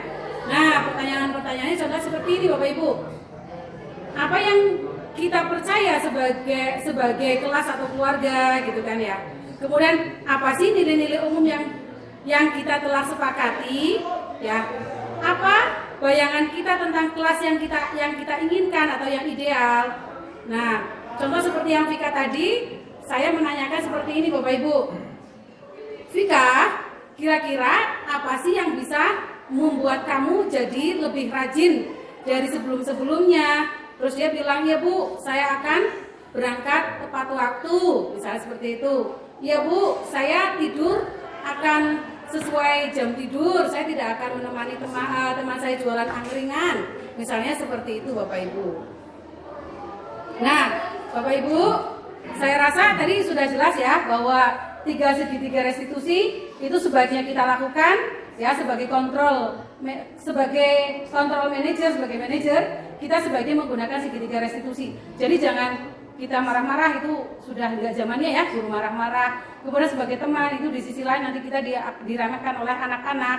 Nah, kemudian pemantau gitu ya. Kemudian yang berikutnya adalah merasa bersalah, nanti anak akan merasa bersalah. Nah, Bapak Ibu, ini ada sebuah cerita. Nanti kita refleksi bersama nih ya. Kita kira-kira anak tersebut sedang membutuhkan apa? Nah, Bapak Ibu guru Pak Joko ini sedang menggunakan posisi apa di sini ya? Saya baca. Oke. Di sini ada percakapan antara Pak Joko dan Mario dan juga Adi. Pak Joko bilang begini, "Mario, Adi, Bapak tadi dengar laporan dari guru piket di kantin. Sepertinya kalian dalam masalah ya? Ada yang bisa Bapak bantu? Apa yang terjadi?" Kemudian Mario dan Adi menjawab, "Iya Pak, tadi pada jam istirahat pagi kami main lempar-lemparan makanan di kantin, tapi tidak sengaja malah melempar kena wajah Ibu Dina, kepala sekolah Mario dan Adi ya, ketika beliau sedang berjalan." Pak Joko tanya lagi, "Kalian main lempar-lemparan makanan di kantin kena wajah Ibu Dina ketika beliau sedang lewat?" "Iya Pak," itu ya, dengan wajah menunduk. "Adi, ada informasi yang kamu mau tambahkan?" "Kami tidak bermaksud melakukan, tapi gitu kan. Tapi apa?" "Kami tidak sengaja Pak," gitu kan. "Apakah kalian tahu kalian berada dalam masalah sekarang?" "Iya Pak." "Baiklah, Bapak di sini bukan untuk mencari siapa yang salah. Bapak di sini untuk mencari penyelesaian sama-sama, berpikir sama-sama tentang yang bisa kita lakukan untuk memperbaiki situasi ini." Ya, kemudian kalian pasti melakukan itu ada alasannya. Pasti seru ya main lempar-lemparan makanan begitu, gitu kan. Mario dan Adi bilang, "Iya Pak," gitu kan. Terus Pak Joko tanya, "Ya, Bapak bisa lihat kalian merasa sangat senang gitu melakukannya. Tapi yang kalian lakukan merugikan orang lain, sehingga sekarang kalian dalam masalah." Kemudian Mario dan Adi menjawab, "Iya Pak," gitu kan. Sekarang mari kita bicara tentang keyakinan kelas dan keyakinan sekolah. Tadi sudah dijelaskan keyakinan kelas oleh Pak Saur ya. Kemudian apa yang kita percaya? Yang mana yang kalian belum tunjukkan? "Iya Pak, kita harus bersikap baik satu sama lain. Nah, menghormati orang lain dan menghormati diri sendiri," gitu kan. Pak Joko bilang, "Kalian berdua ingat ya dengan baik keyakinan kelas kita." Kita kembali pada ketika kalian main lempar-lemparan makanan dan mengenai Bu Dina ya. Apa ketika kalian melakukan itu kalian menghormati orang lain dan lingkungan? Nah, itu kan kita menanyakan ya di sana tentang keyakinan yang sudah disepakati. Kemudian Mario dan Adi menjawab, "Tidak Pak." Nah, Pak Joko bertanya lagi, "Tapi kalian mendapatkan rasa senang. Menurut Bapak ya, ada cara untuk mendapatkan rasa senang tanpa merugikan orang lain. Bagaimana menurut kalian?" Nah, Mario dan Adi menjawab, "Iya Pak." Nah, sekarang mari kita selalu mengindahkan keyakinan kelas kita. Besok ke kantin ya, dan kalian bisa berperilaku lebih baik lagi. Nah, Bapak Ibu, dari cerita yang sudah saya bacakan tadi, kira-kira menurut Bapak Ibu, posisi kontrol apa yang dilakukan oleh Pak Joko? Ya, betul Bapak Ibu. Dia memposisikan manajer ya. Kemudian dia melakukan segitiga restitusi enggak? Iya. Iya, betul. Dia melakukan segitiga restitusi. Dan berikutnya, kira-kira kebutuhan dasar apa sih yang dibutuhkan oleh Mario dan Adi tadi? Dia kan lempar-lemparan ya. Yes, right, betul. Senang. Dia membutuhkan kesenangan di sana. Makanya dia lupa akan keyakinan kelas, yaitu saling menghormati. Terus pokoknya seneng gitu kan. Dia tidak tahu kalau di sampingnya ada kepala sekolah yang sedang berjalan. Nah, kemudian berikutnya, apa yang akan dilakukan Adi untuk memperbaiki kesalahannya tadi? Ya, masih ingat Bapak Ibu? Ya, dia ya sudah meyakini ya bahwa ada keyakinan kelas yang sudah disepakati, dan Pak Joko berharap nanti ketika Adi ke kantin lagi tidak melakukan hal yang sama. Itu Bapak Ibu. Ya, dari penjelasan saya, harapan saya ke depannya, sebenarnya Bapak Ibu di SMA 1 Belik itu sudah tahu semuanya ya tentang apa yang sudah kita jelaskan dari awal ya, dari A sampai Z ya. Hanya saja mungkin Bapak Ibu belum tahu bahwa ini ternyata disebut dengan posisi menghukum. Oh, ini posisi berbuat salah. Nah, kemudian posisi kontrol, posisi teman, dan yang terakhir adalah posisi manajer. Dan harapannya Bapak Ibu di sini kita akan memposisikan diri kita sebagai posisi manajer. Dan ketika kita menangani sebuah kasus atau sebuah masalah, kita menggunakan segitiga restitusi. Jangan langsung tek tek tek tek tek seperti itu. Tetapi kita harus apa dulu tadi? Menstabilkan identitas, validasi tindakan yang salah, dan yang terakhir adalah menanyakan keyakinan. Gitu ya Bapak Ibu. Ya, saya ambil kesimpulan bahwa restitusi adalah identitas sukses.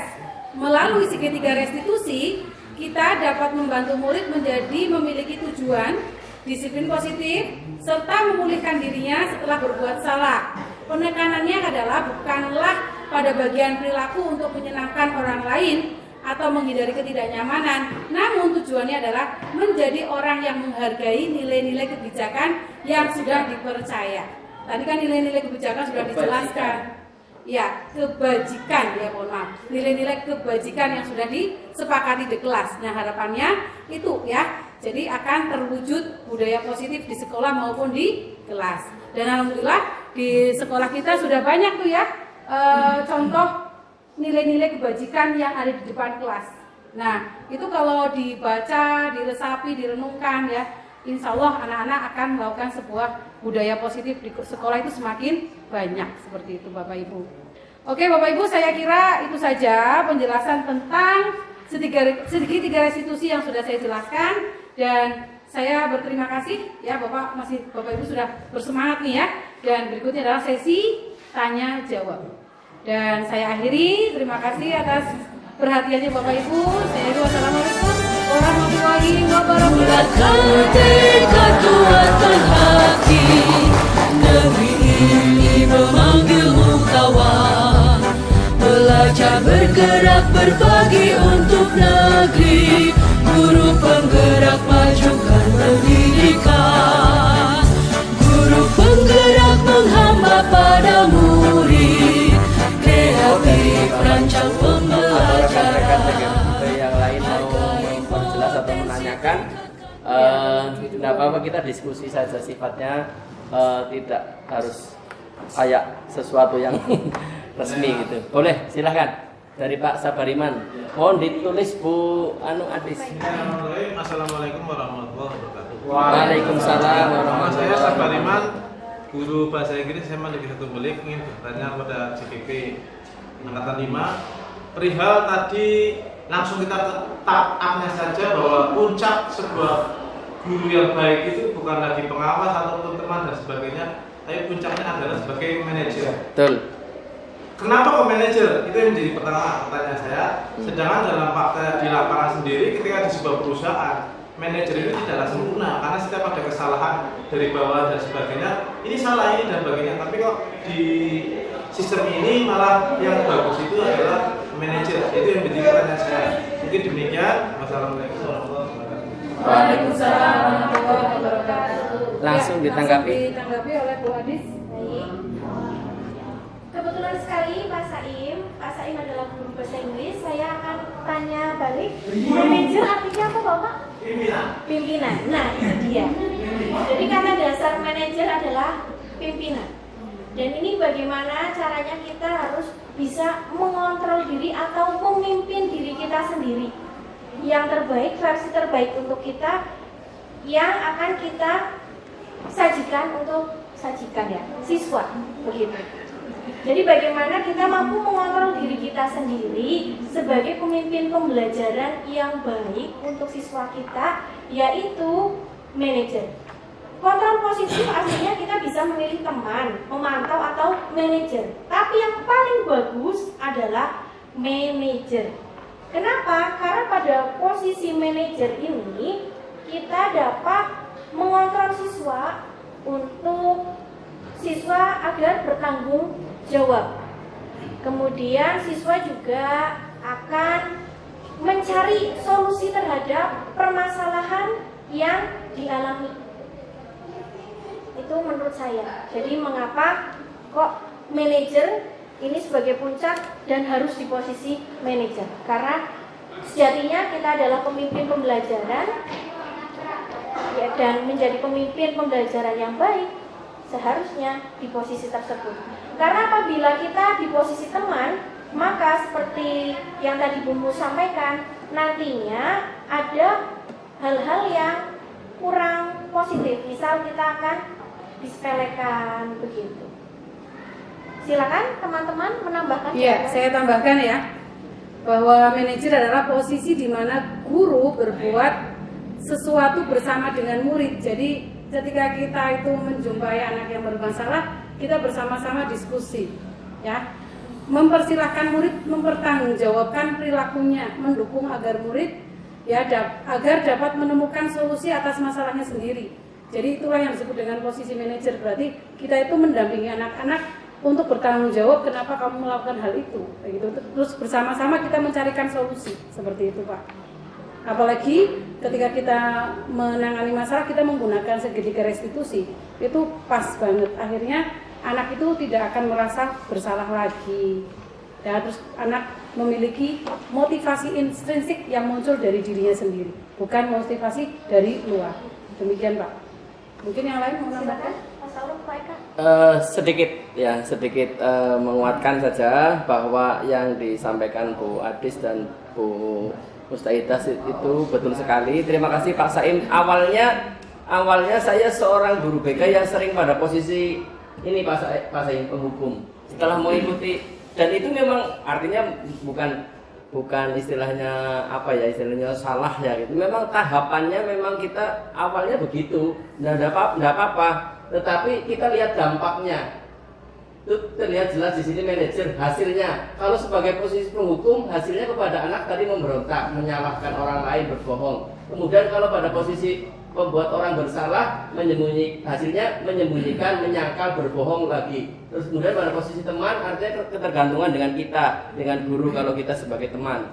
Terus kemudian kalau sebagai pemantau, menyesuaikan diri bila diawasi. Nah, kalau sebagai posisi manajer ini hasilnya adalah menguatkan pribadi. Ya. Terus kemudian dampak pada murid mengevaluasi diri, bagaimana cara memperbaiki diri. Jadi sudah betul sekali dari mencoba untuk menumbuhkan motivasi intrinsik seperti itu. Kalau pada posisi manajer di perusahaan ya memang itu perusahaan rugi laba, artinya memperoleh hasil. Jadi tidak bisa disamakan kalau di perusahaan, karena memang bagaimana harus mendapatkan laba sebesar-besarnya. Kalau ada yang salah ya sikat. Tapi kalau di pendidikan, dunia pendidikan, karena kita sama-sama belajar, jadi hasilnya memang yang paling maksimal adalah posisi manajer. Walaupun faktanya kita pernah atau bahkan sering di bawah dari manajer. Demikian ya. Kalau mau melengkapi lagi, memang ada satu lingkaran yang kita perlu ketahui. Nah ini untuk mencapai budaya positif memang embrio diawali dari awal, mau tidak mau kita bersumber dari peraturan kelas. Itu yang ibaratnya terendah ya. Kemudian yang meningkat lagi menjadi, kalau ujuk-ujuk langsung buat keyakinan ya pasti akan sulit. Memang tetap harus ada peraturan kelasnya, memang tetap ada, walaupun itu pada posisi yang terendah ya. Kemudian kita meningkat pada keyakinan kelas, kemudian meningkat lagi menjadi lingkungannya positif, akhirnya menjadi suatu budaya positif. Itu urutannya begitu. Tambahan sedikit untuk Bapak Sabar dan teman-teman yang lain, mungkin sedikit tambahan saja bahwa di dalam 5 tadi sampaikan posisi kontrol. Ya, posisi kontrol. Jadi bisa dilihat. Nah ini. Jadi pada posisi 5 kontrol yang terbaik adalah sebagai manajer. Ya. kita tahu bahwa tugas seorang manajer bukan untuk mengatur perilaku seseorang. Di sini berarti tidak mengatur muridnya. Untuk mengatur muridnya harus ini tidak. Tetapi yang dimaksud dengan manajer di sini adalah kita sebagai guru ini membimbing murid untuk dapat mengatur dirinya, dari si murid tadi. Sehingga seorang manajer bukannya memisahkan murid dari kelompoknya, jadi tidak dipisah, tetapi mengembalikan murid tersebut ke kelompoknya dengan lebih baik dan kuat lagi, sehingga jadi tidak memisahkan. Jadi sekali lagi di sini untuk fungsi daripada manajer adalah membimbing murid untuk dapat mengatur dirinya. Jadi bukan kita yang mengatur, tapi mengatur dirinya untuk mengoreksi dan sebagainya. Sehingga nanti seorang manajer bukan yang memisahkan murid, tetapi mengembalikan murid tersebut di dalam kelompoknya. Jadi nanti ada di situ kelompok yang nanti akan bergabung lebih baik. Saya kira itu saja dari saya. Terima kasih. Assalamualaikum warahmatullahi wabarakatuh. Waalaikumsalam. Ada lagi tambahan? Bu Trina atau Bu Nurjana? Mungkin tadi sudah lengkap sekali yang disampaikan teman-teman semua, karena memang intinya ya seperti itu sih. Jadi ya seorang Manajer itu memang sebaiknya melakukan posisi atau menempatkan diri itu sebagai manajer.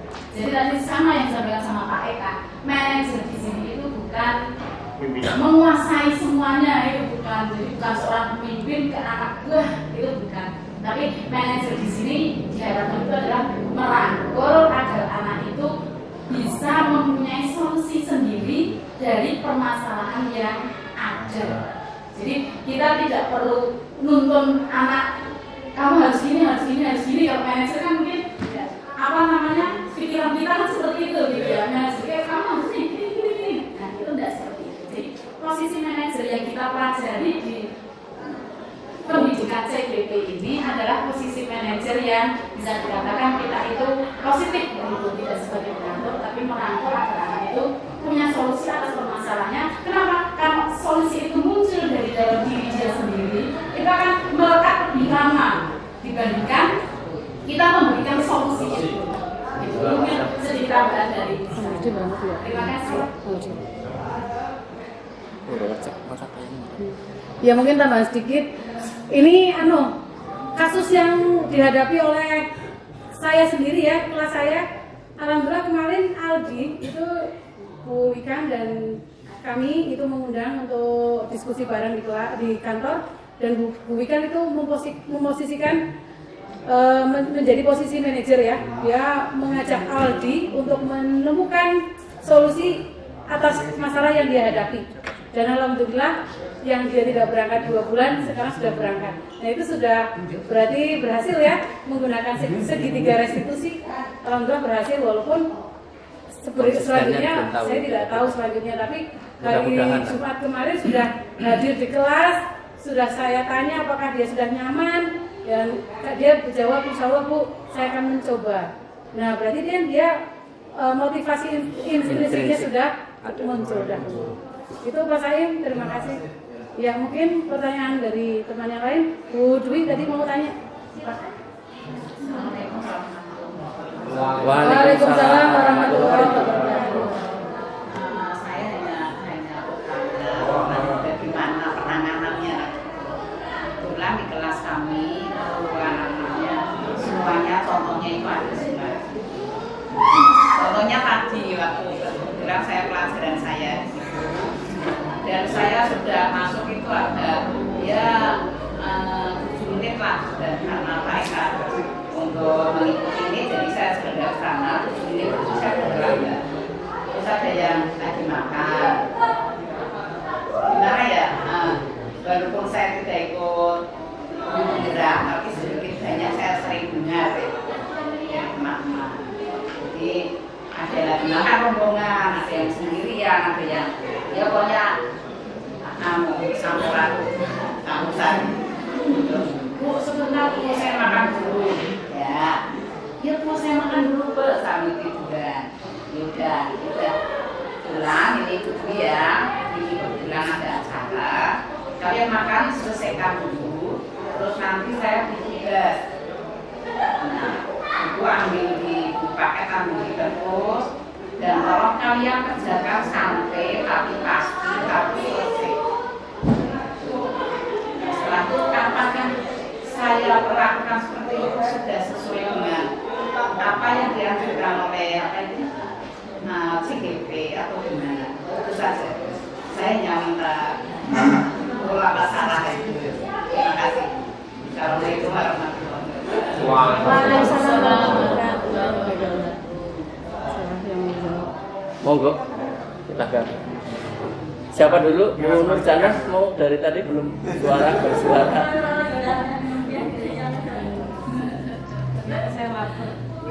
Ini kita kesepakatan ya, nanti karena banyak yang belum sholat juga, kayak gitu. Nanti kita 10 menit lah. Kalau dari saya sederhana saja Ibu. Yang penting anak merasa nyaman. Bapak Ibu guru kalau mau melihat tahapan seperti ini, itu mungkin kelihatannya akan rumit. Bagaimana saya harus langkah pertama dan langkah terakhir seperti apa? Ambil singkatnya saja, karena tidak semua guru memiliki kemampuan yang sama. Bahkan saya yang sudah belajar ini saja masih sering keliru ya. Tetapi saya biasanya ambil benang merahnya. Apa itu? Anak pada posisi merasa nyaman. Karena sepinter apapun kita di dalam kelas, kalau anak ternyata ditanya tidak nyaman, ya maka itu dalam kita mendidik menurut saya tidak akan berhasil. Itu mau membuat model dengan permainan atau mau model dengan apapun, kalau anak merasa nyaman atau sebaliknya ya materi atau pengetahuan yang kita sampaikan tidak akan masuk. Termasuk yang Bu Dwi tadi sampaikan di kelas, menurut saya sudah baik, sudah oke, karena menurut saya dengan begitu anak merasa nyaman. Masalah hasil tugas dan lain sebagainya masing-masing Ibu, karena tugas kita sebagai guru di pelajaran atau di materi CGP itu jelas sekali bahwa sesuai apa yang disampaikan oleh Ki Hajar Dewantoro, bahwa kita sebagai guru ini hanya bisa menuntun ya, menuntun segala kodrat yang ada pada anak agar mereka dapat mencapai keselamatan dan kebahagiaan setinggi-tingginya, baik di kelas sekolah maupun di masyarakat. Jadi percayalah bahwa anak sudah punya kodratnya masing-masing. Kita tidak akan bisa, kalau diibaratkan petani yang nanam padi, petani kan hanya bisa nanam, menyemai hasilnya ya padi, tidak bisa dirubah jadi jagung, tidak bisa. Jadi jangan sampai kita sebagai pendidik ingin merubah anak umben bisa, jangan. Itu menurut Ki Hajar Dewantoro itu keliru. Kita hanya bisa menuntun. Jadi kita buatlah mereka nyaman, merasa bahagia. Insya Allah materi yang kita sampaikan bisa masuk, dan guru juga di SMA Negeri 1 Beli tidak hanya kita yang membentuk mereka menjadi baik, bukan hanya kita. Jadi semua rekan-rekan guru bisa membentuk keberhasilan atau menuntun mereka menjadi orang yang lebih baik.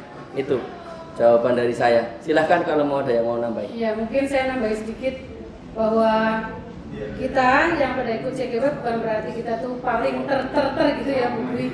Tetapi kita di sini berbagi, bersharing, kita berbagi tentang informasi yang sudah kita dapatkan ya, berbagi biar sekolah kita memiliki budaya positif yang bagus. Dan tadi yang sudah dilakukan Bu Dwi sudah bagus sekali, memberikan kenyamanan buat anak-anak. Toh anak juga akan mengerjakan tugas yang Bu Dwi minta. Ya, kayak gitu sih menurut saya sudah bagus. Terima kasih. Tambah sedikit. Ya, berkenaan tadi tentang situasi yang dilaksanakan atau dilakukan oleh Dwi itu sudah bagus. Ada beberapa hal yang perlu kita cermati kembali. Artinya apa? Bahwa dalam keyakinan kelas itu akan bisa berjalan dengan baik dan sesuai dengan harapan Bapak Ibu, tentunya dengan keyakinan kelas yang tadi ada tanggung jawab. Kalau anak sudah diberi keyakinan, dia diberi tugas apapun bentuknya, mereka akan tetap bertanggung jawab, dan apa yang diberikan oleh mereka yang dilakukan insya Allah dengan kenyamanan, terus ada kenyamanan di kelas, terus kebersamaan yang sudah dibangun, sehingga nanti di dalam budaya positif yang kelas itu insya Allah nanti tugas-tugas yang diberikan oleh Bapak Ibu insya Allah bisa terlaksana. Sehingga sekali lagi untuk keyakinan kelas tentunya Bapak Ibu sudah memberikan kebersamaan di dalam kelas. Oh ini harus ini artinya kebersamaan. Keyakinan kelas mereka yang dibangun oleh mereka dan dilaksanakan oleh mereka. Terima kasih, saya kira. Iya. Ada lagi? Cukup ya? Oh ya, satu lagi. Pak, satu lagi. Waalaikumsalam warahmatullahi wabarakatuh.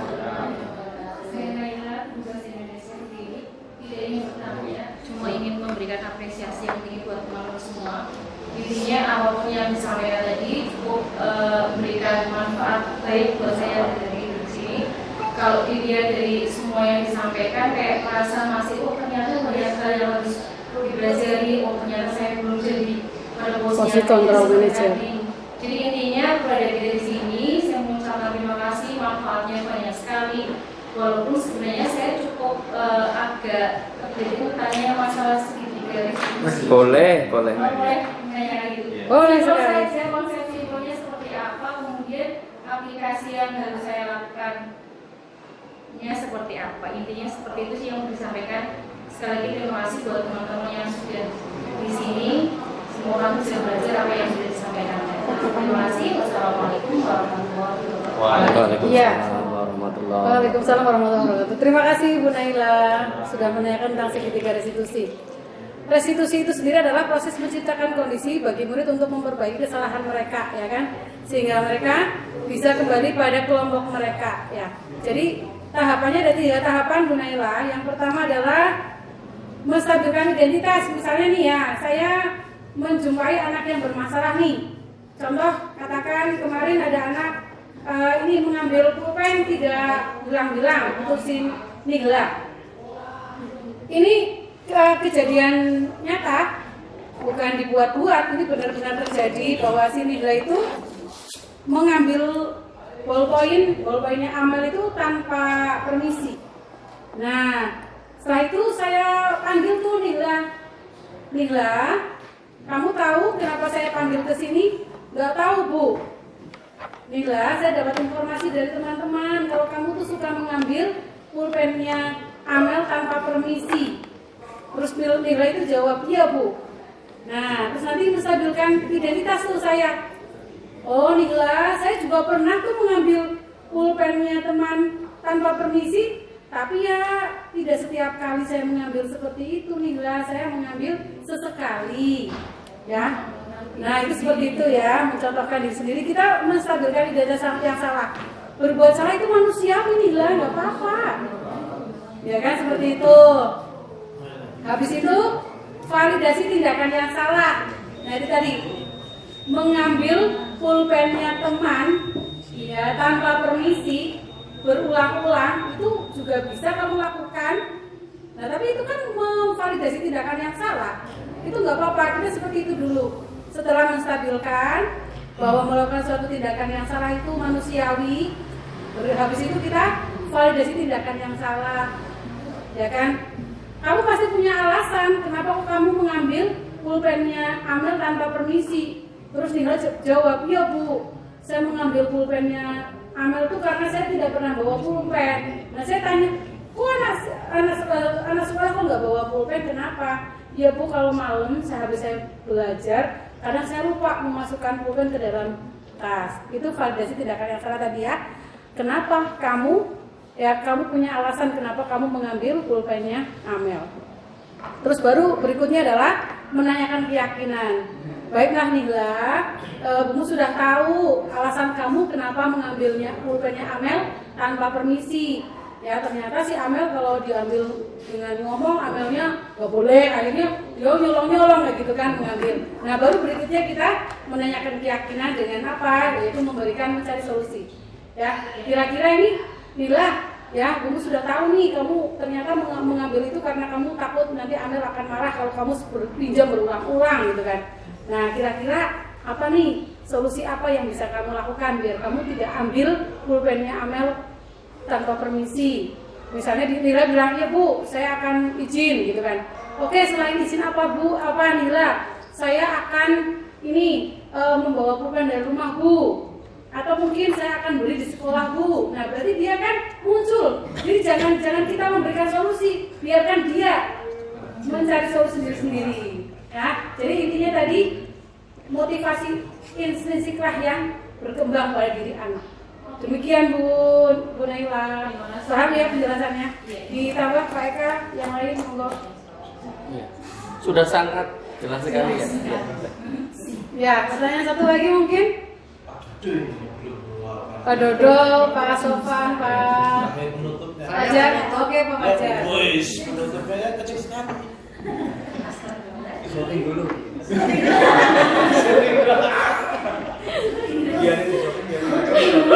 Oke, langsung saja. Ya, ini terkait dengan fenomena yang terjadi di sekolahan kita ya. Saya kira semua bapak ibu pasti melihat kejadian ini.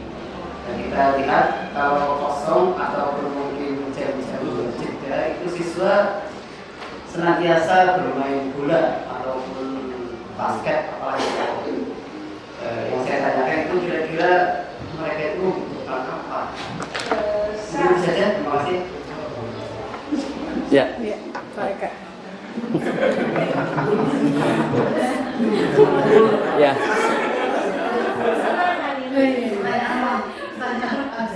Ya, terima kasih Pak Fajar, pertanyaan yang bagus sekali.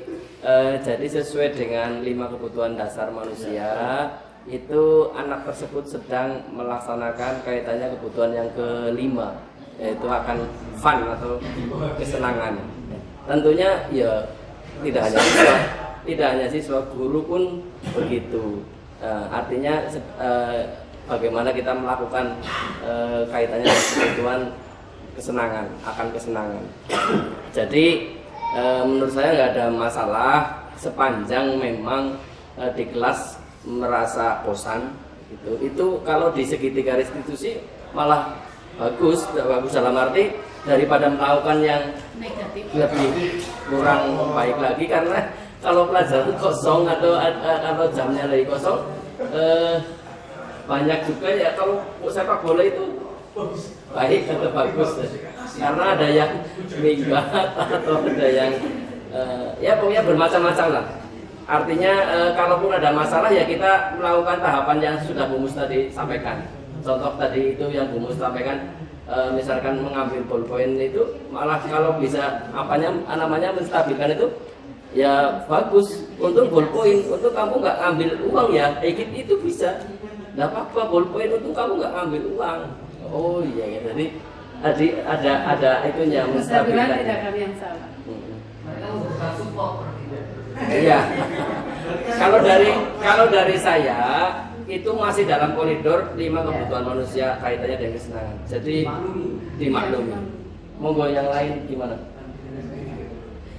Pak Saur, Bu Adis, Bu Nurjana. Ya, Bu Nurjana. Kalau kebutuhan dasar tadi kesenangan asalkan tadi nilai-nilai kebajikan yang di awal seperti tanggung jawab akan tugas di dalam kelasnya sudah selesai, bisa melakukan aktivitas tersebut untuk memenuhi kebutuhan dasarnya. Dengan satu kan tadi nilai-nilai kebajikan seperti bertanggung jawab atas tugasnya sudah terpenuhi seperti itu. Jadi diawali tetap keyakinan kelasnya. Bapak Ibu guru tidak harus setiap saat membuat keyakinan kelas. Terkadang sudah di awal tahun sudah ada Bapak Ibu guru yang membuat, tinggal misalkan keyakinan kelas ini sudah pernah dibuat atau belum. Misalkan belum, mari kita buat satu. Misalkan ada salah satu anak yang menyampaikan, oh berarti kalau kosong tugasnya atau siswa menyelesaikan tugas berarti nilai tanggung jawab gimana, kaitannya kebersihan bagaimana, dan seterusnya. Kalau insya Allah kalau kelas sudah pernah membuat keyakinan kelas, akan lebih ringan kita mengingatkan mereka bahwa kita pernah punya keyakinan kelas, minimal untuk mengingatkan tanggung jawab mereka. Jadi main bolanya iya, tapi tanggung jawabnya iya. Harapannya begitu. Ya, Mudah-mudahan. sedikit ya. Sebenarnya keyakinan kelas itu apa sih yang saya pahami? Seperti kemarin yang Bu Ikan cerita ke saya bahwa keyakinan kelas itu hampir seperti kelas impian, seperti apakah yang kalian inginkan. Jadi impian kelas ya, jadi mereka boleh tuh menempel impian kelas yang dia inginkan, nanti guru akan merumuskan kira-kira seperti apa yang sudah saya lakukan di kelas-kelas itu seperti itu, walaupun belum semua kelas memiliki keyakinan kelas, tapi insya Allah dari CGB yang lain juga sudah membantu anak-anak di kelas untuk melakukan sebuah keyakinan kelas. Jadi kelas impian apa yang dia inginkan? Apakah saling menghormati? Apakah nyaman? Ya, apakah nyaman, aman, saling menghormati, dan banyak sekali nilai-nilai kebajikan yang sudah tadi dijelaskan oleh Bapak Ibu CGB yang lain.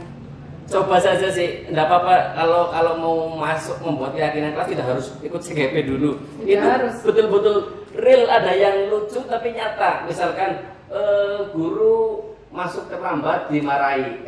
Kebalik. Murid masuk ke kelas dimarahi. Guru masuk ke kelas tidak dimarahi. Itu ditulis. Aku batin, iya ya. Kayak gitu. Nyatanya bocah kepengennya ada kesamaan misalkan kayak gitu. Iya, ternyata anak-anak ya ketika suruh nulis itu memang kayak mencurahkan isi hatinya.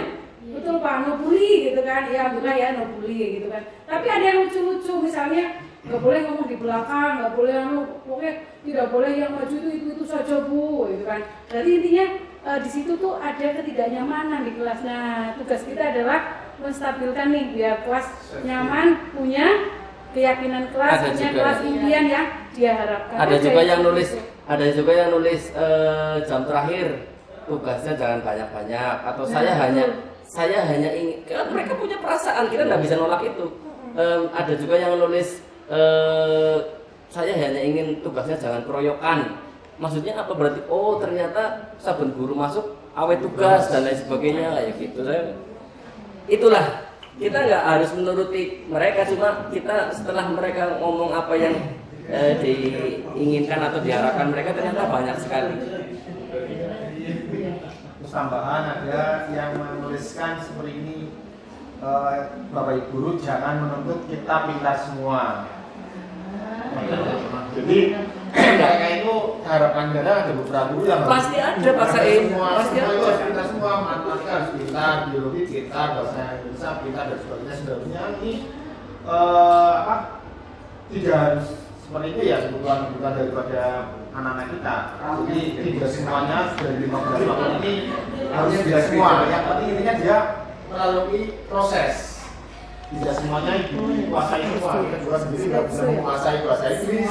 Kita tidak, mungkin yang lain juga tidak bisa fisika dan sebagainya, sehingga ya ini perlu kita cermati. Kadang anak-anak juga banyak yang mengeluh, Pak, kita kan belajar 16 April harus semua pintar dong Pak. Ya itu memang, tapi minimal ya proses itu harus dilalui, tidak sehingga saya pribadi tidak mengharuskan bahwa anak ini harus pintar matematika aja. Ya, sama seperti saya tambah sedikit ya sebelum ditutup, mohon maaf. Seperti tujuan pendidikan menurut Ki Hajar Dewantoro bahwa pendidikan adalah tuntunan di dalam hidup ya dan tumbuhnya anak-anak. Tujuannya adalah pendidikan adalah untuk menuntun segala kekuatan kodrat yang ada pada anak-anak itu agar mereka sebagai manusia dan anggota masyarakat dapat tercapai keselamatan dan kebahagiaan setinggi-tingginya. Jadi di sini Bapak Ibu semuanya itu tugasnya adalah menuntun mereka sesuai kodrat alam dan kodrat zaman. Jadi tidak boleh menuntut mereka harus pintar semuanya, ya, tapi menuntun ya menjadi anak yang lebih baik karena mereka sudah anak-anak yang baik nih, menuntun biar lebih baik lagi. Gitu Bapak Ibu. Cukup ya. Terima kasih, sesi tanya jawab menurut kami sudah cukup. Waktu kami kembalikan ke moderator. Silakan Ibu Adis untuk menutup kegiatan pada siang hari ini. Terima kasih. Terima kasih kami ucapkan kepada para pemateri dari Ibu Nurjana, kemudian Ibu Sumiatrina, Bapak Saur, Bapak Eka, Bu Mus, dan saya sendiri. Saya juga tidak lupa mengucapkan terima kasih untuk atensi atau perhatian Bapak Ibu, kemudian kehadirannya. Kemudian di sini kita belajar bersama, marilah kita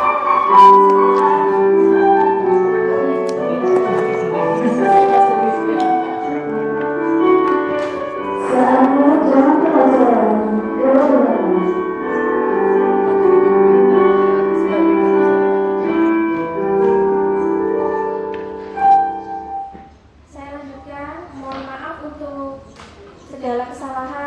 ada tutur kata dan tindakan yang kurang berkenan. Mohon maaf apabila mungkin dalam menjawab pertanyaan kami masih banyak kekurangan, karena seperti yang tadi saya sampaikan, kami masih sama-sama belajar. Jadi marilah kita sama-sama belajar karena kita adalah guru pembelajar. Jadi kita jangan berhenti di sini, kita harus selalu update ilmu. Begitu Bapak Ibu. Sekali lagi terima kasih untuk kehadirannya dan mohon maaf untuk segala tingkah laku, tutur kata. Saya akhiri. Wassalamualaikum warahmatullahi wabarakatuh.